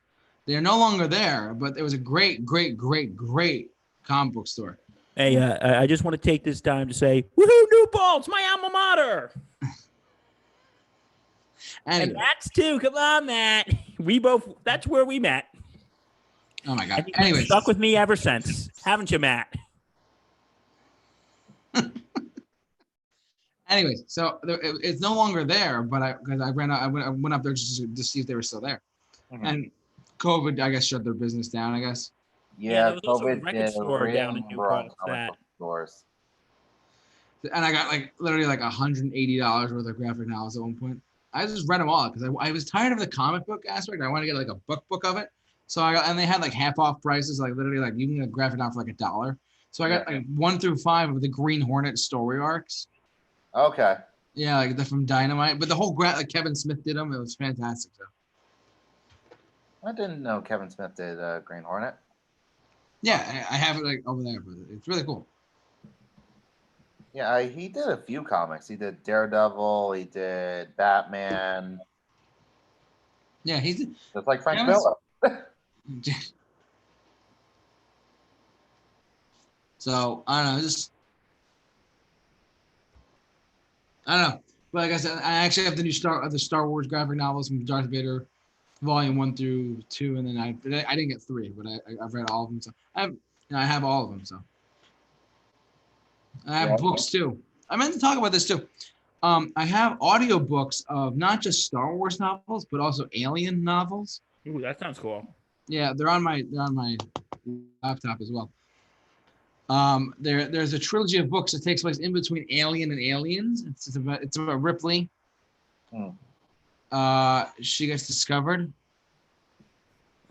She gets discovered by the ship, and basically it's really cool. And they find her pod and all that. And hey, we got another chat border. Hey, what's up, Alex?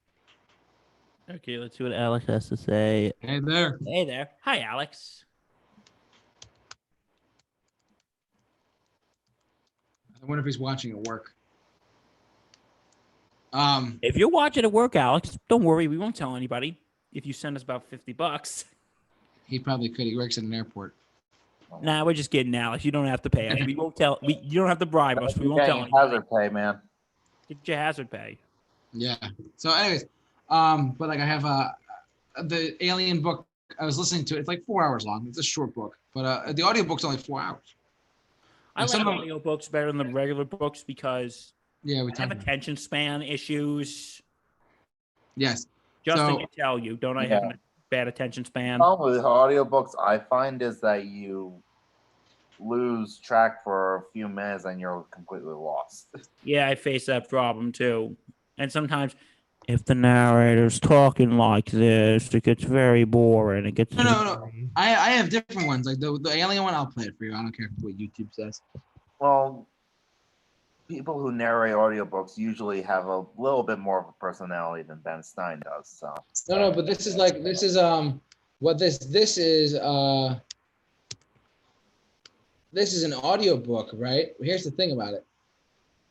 The audiobook, it's not a narrator. It's Sigourney Weaver and characters, right, reading the whole thing. It's pretty cool.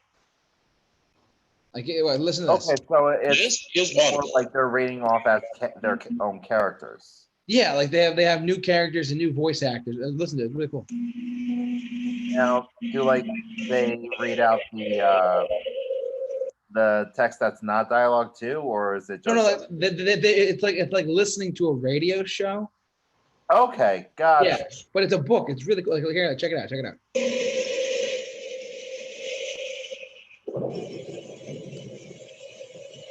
The Nostromo self-destructed. Its crew was dead. The android, Ash, was destroyed. I was alone. All was quiet. Then I saw something move in the equipment bay. The creature had escaped with me into the Narcissus. Now, after wreaking carnage, it seemed to be resting. Lucky. By the time it woke up, I pressured up a suit. You include like the sound effects too. That's pretty cool. I only have book 1 and 3, but on audiobooks. But it's really well done, and they did an excellent job with the production for it, and it's really cool. If you can get a hold of it, they're on YouTube. Believe it or not, you can just read them on your own. And listen. Honestly, I listen to them sadly before I go to bed because even though it's a horror book, I could still listen to it. Really, I don't think I can listen to that stuff before I go to bed. It freaks me out. I didn't. I woke up earlier in the night. And I'm like, oh crap! I woke up to like them fighting aliens or whatever. I've listened to a couple of chapters of it before I went to bed. So, And how'd you sleep that night? baby. Oh my god. Goddamn baby. Yeah. So yeah, I've never read the book yet. It's a dense book. So The what? book is the Stephen King book? Yep. Oh, I mean, yeah. Is it like the actual is it like the Tim Curry movie or is it darker? It's darker. So it's more like the recent movie that just came out. Okay, so take the scares of the recent movie and take the pacing of the miniseries. Yeah. Because, like the miniseries, it went back and forth from the past and the future. Because we don't have the. Do you have Prince Albert in a can? You do. Do? Oh, you better let the poor fellow out.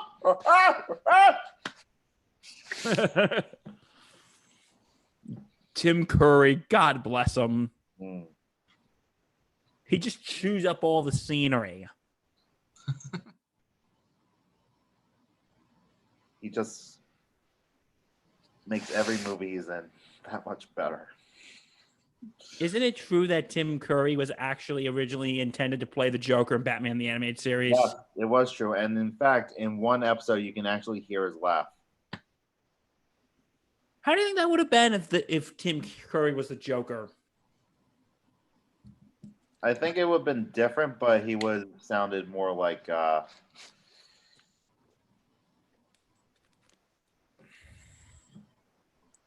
how the Joker kind of sounds like in oh, you know, sort of like this.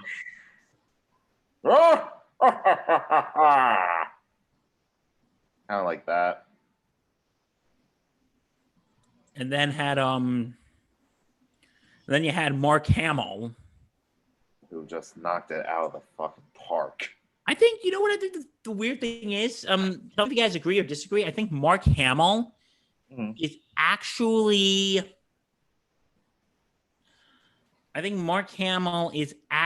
probably more known as the Joker than Luke Skywalker. See, I think Star Wars fans and Batman fans are just two completely different fan bases, where I think, yes, if you're a Batman fan, you definitely know Mark Hamill as the Joker. If you're a Star Wars fan, you definitely know him as Luke Skywalker. But I heard when he goes to like cons and stuff, people yell, "Do the Joker laugh! Do the Joker laugh!" Well, yeah, because that's something that's current to him. That's something that's still in the media, you know, like he did Joker on and off from 1992 to 2011. That was when he had his swan song in Arkham City, where he had his big death scene, which is actually a really emotional scene because he basically causes his own death. He's terminally ill. Batman holds the formula in his hand. He just killed Batman's lover. I'm gonna say lover or betrothed or whatever because they weren't dating. Yeah. Talia al Ghul. What do you guys think about the? Okay. Matt just brought up something in the chat board. What do you guys think is the best version of the Joker? Oh, Matt, that is a good question. And if we talk this Saturday night, I might have to yell at you. Screw you for making me have to choose. Yeah, Matt. How dare you make us choose? Yeah, goddamn. The only thing I can agree on is it won't be Jared Leto. Okay, but can we all agree Jared Leto sucks? Are we counting Mark Hamill? Yes. Yeah, let's Okay. count Mark We Hamill. kind of have He's just a voice, but still. we could- Galifianakis. yeah. Okay. If you're including Hamill, I would put Hamill at number 1. Yeah, you got it. No. If you have to ask me, okay, are we including Cesar Romero? Do you want me to give my list first, and you can go from there? Okay, good. So I right, might all need time to think. Here's my list, because it's funny Matt asked this question pretty quickly. Matt, tell us your list. I'm gonna go in like from like worst to best in my opinion. Okay, hear me out. Worst would be Cesar Romero. Really? That's not a bad thing at all, but he was still a part of the Batman mythos in general. I'm gonna say Cesar Romero. Okay. I'm gonna say Jared Leto. So for like 5, 4, whatever it is. Oh man, probably. This is just my personal preference. I would say Cesar Romero, Jared Leto. I can't say Joaquin Phoenix because I haven't seen that yet. I haven't seen Joker yet, so I can't. Boo! Sorry, I haven't been out there. You can include Romero. It's a hard watch. I gotta restart. I gotta restart. He's saying we can include any Joker. Romero, Cesar Romero, Jared Leto, because I did like Jared Leto's Joker quite a bit. I'm gonna say so. Cesar Romero, Jared Leto. I'm gonna say.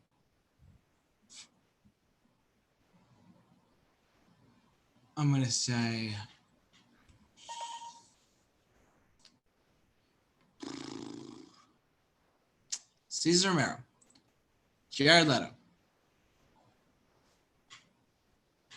I'm not including Joaquin Phoenix because I didn't see it yet.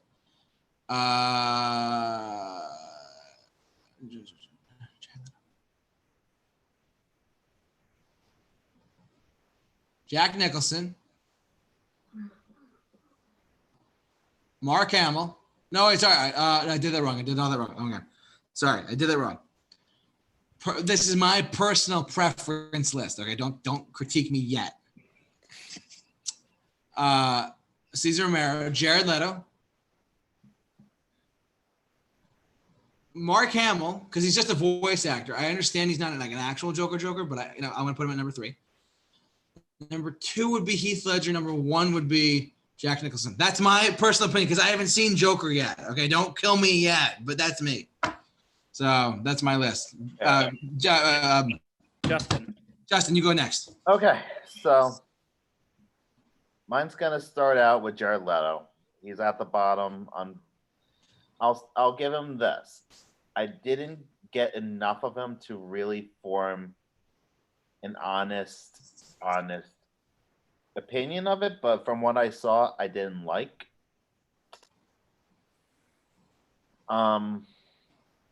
And again, I haven't seen the extended cut. I've only seen the theatrical cut. Cesar Romero, he was still a good Joker, but he was the Joker of the 60s, the 50s and 60s, where the Comic Code Authority was just introduced to regulate comic books. They can't be too graphic or gory at that time. So they sanitized them, basically, made him a jokester. Yeah. And I can still see a Joker existing as that version. That's why I have a soft spot for him. Then would be Galifianakis. I'm going Lego Batman with this one. Oh, I forgot Will Arnett. Damn you. Watch Lego Batman. Bill, get on it. I will. I'll get on it. Literally, it's the best animated Batman movie. Suck my dick. I said that on camera. Okay, then. Fight me! Mask of the Phantasm! We did a movie commentary of that. Mom, how's it going? Dropped. Oh my god. Galifianakis would be above Romero. I think he had more of the Joker than Romero did, and it really got the relationship between Batman and the Joker down. It is this twisted love story between the two of them. And Heath Ledger touched on it slightly with a "You complete me" line. You complete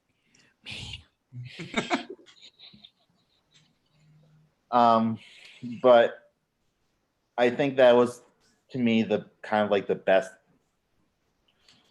portrayal of their relationship. While maintaining that campiness and insidiousness, honestly. For a kids movie, it was pretty insidious.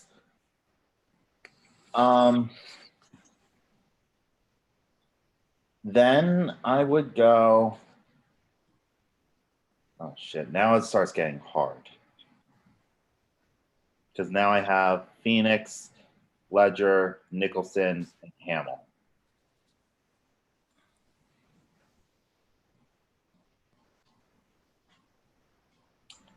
I'm gonna have to put Phoenix at number 4.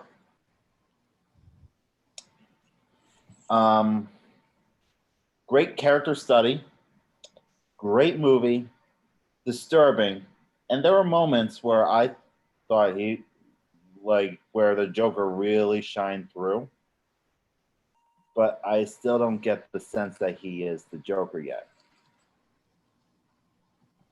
I think he still needs a couple more screws to get loose.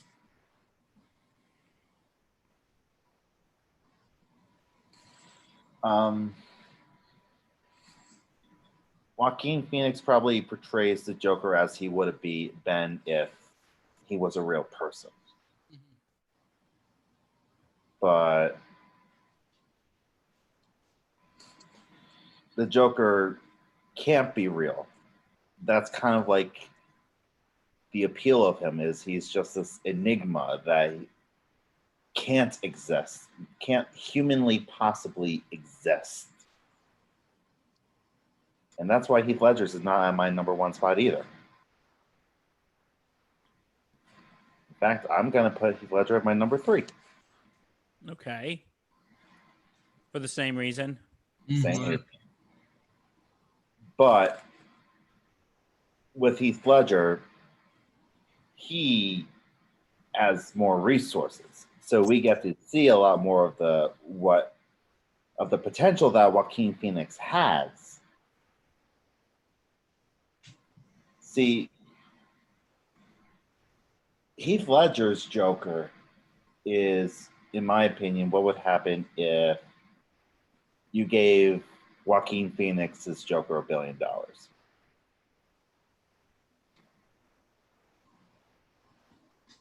And Batman existed. Okay. Number 2. Number 2, Jack Nicholson. Okay. To me, he is the perfect combination of funny and scary. Yeah, I would agree with that. Although, looking back on it, the funnier kind of outweighs the scare. A little bit.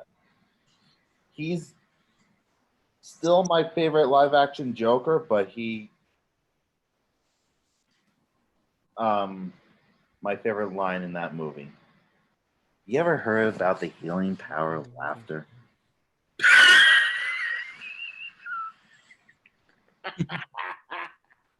Now get out of here! That's pretty good. Okay. And number 1. Mark. Okay. I He's said I would. I'm perfect. sorry. Go on. What were you saying? He's just perfect. I said I would put Hamill at 1, but you know what? I kind of changed my list a little. This is my opinion. Okay. At the bottom, I'm putting Jared Leto. Just no. Again, we didn't really see enough of him. And I just kind of wish maybe going into Suicide Squad and Birds of Prey, we would see more of the turmoil between Joker and Harley Quinn. Coming in at the next one, I gotta give him his respect, Cesar Romero, because he was just the original Joker. I think he, I remember we weren't around during that Batman era. I remember watching reruns when I was a kid on TV Land. Is that still a thing? Probably. It would be on every night at like 7 o'clock. I don't know, man. I don't have cable anymore. But yeah, this one was hard to put in there because even though I thought he was really good, I don't know if I could consider him a Joker because he wasn't, because this Joker wasn't really the, Batman Joker, and that would be Joaquin Phoenix. Yeah, that's the big thing is like I can't really compare Joaquin Phoenix without seeing him interact with Batman. Because the thing is, as much as I liked Joker, it's basically agree or disagree. 2 hours of watching a man have a mental breakdown. Oh, I agree. With political themes sprinkled throughout. And you see, like, I think why Joaquin Phoenix is good, he does capture the theme of the Joker, basically. When Robert De Niro asked him, "You're not political, right?" "No, I don't believe in anything." I think that captures the theme of the Joker. Just, I don't believe in anything. Yeah, he's the ultimate nihilist. Yeah, so my number 3, and I know you're going to hate me for this, Mark Hamill. Like, because he is, like JT said, the voice, he does fantastic. He does. Like, I grew up watching Batman, the animated series. Yeah. So this is like a big nostalgia thing for me. Like, 2 of my favorite lines when Batman is presumed dead by that guy and they're doing like a mock funeral for him. And he goes, "But it's now time for a future full of smiles where we put that man in that casket there and send him into that boiling acid."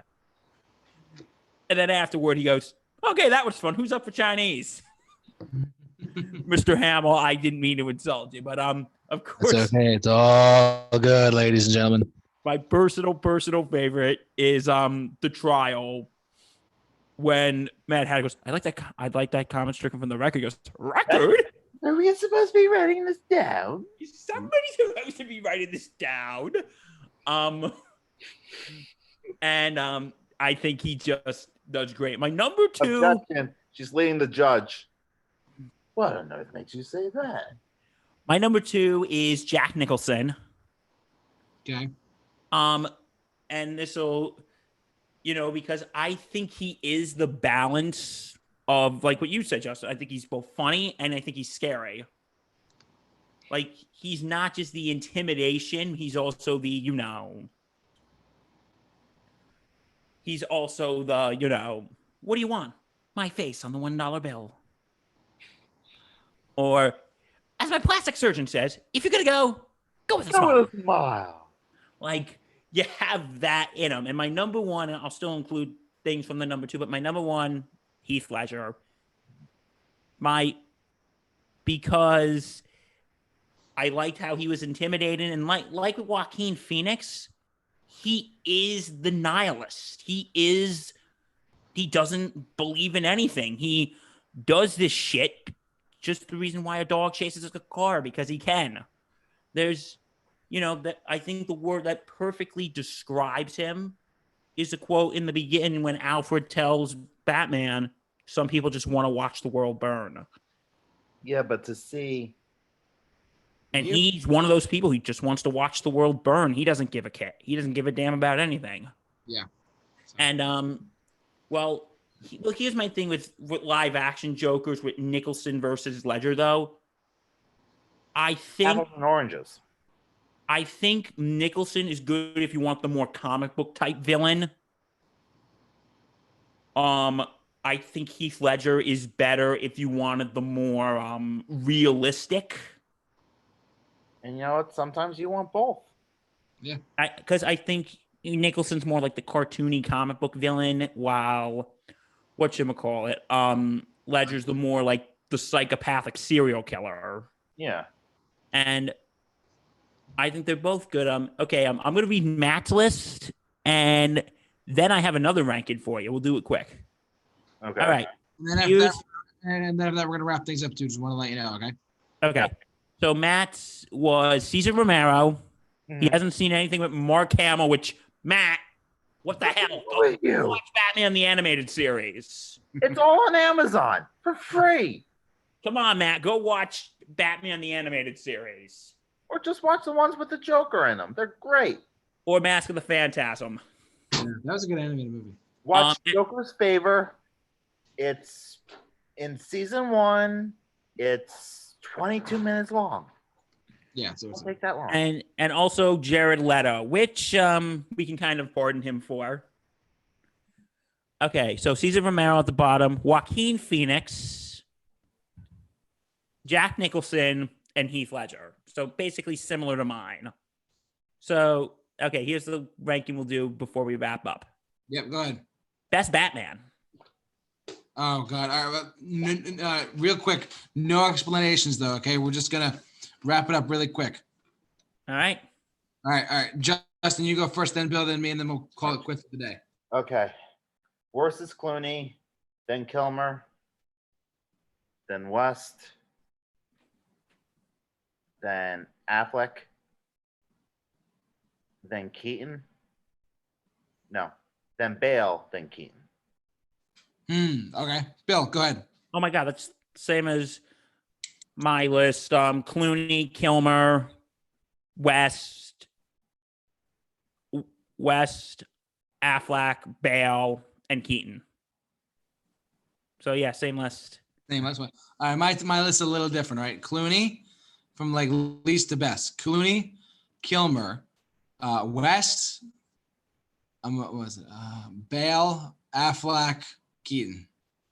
Wait, you think Affleck was better than Bale? I really do. To be the fighting was so much better. I'll Well, give you that. Honest I'll to give you God. that. Well, because here's what I think between like Bale and Keaton. Yeah. I almost said Kale and Beaton. So we gotta wrap it up in a minute. But yeah, I hear what you're saying. Yeah. But it's just like with Beaton. I'm sorry, I'm getting punchy here. That's, oh my God. But anyway, was with Bale, you know, it's the voice, the freaking voice. Yeah, the voices. Because literally, if somebody on the street was talking to you like that, you'd be laughing your ass off. I know, seriously, it's ridiculous. And then, well, Bale tries to be intimidating. Keaton just is intimidating. He's like, at the beginning, please don't kill me. I'm not gonna kill you, but I want you to tell all your friends about me. Who are you? I'm Batman. Yeah, exactly. So Okay, I guess that's it. that's it. All right. Well, let me switch this back to the gallery view.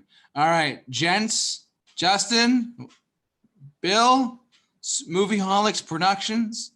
Thank you so much for joining the. Go check us out. We're cool. Absolutely. Their YouTube And also channel. Sports Insanity Podcast. Check us out. Yeah, check him out. The link for his podcast and the link for their YouTube channel is in the description of this video, so you all can check it out. And we are going to be doing this again at some point soon. I'm not sure when. We'll work that out. I'll let you know. And yeah, we went for over 3 hours. Next time we'll go for more than 4. We'll call it a day, right? All right, sounds good. Sounds good. But listen, for all of your movie updates and whatnot, and the Movieholics Productions crew giving their big crossover today, keep locked to the Super Review Show. The J-Man and Bill and Justin are all out of here. We'll see you guys Peace later. out, guys. See you around. All right, guys. Happy July 4th and all that stuff, right? Stay safe. 6 feet. Be safe. Wear a mask. Wear a mask. Exactly. All right. Peace out, everyone. Bye-bye, guys.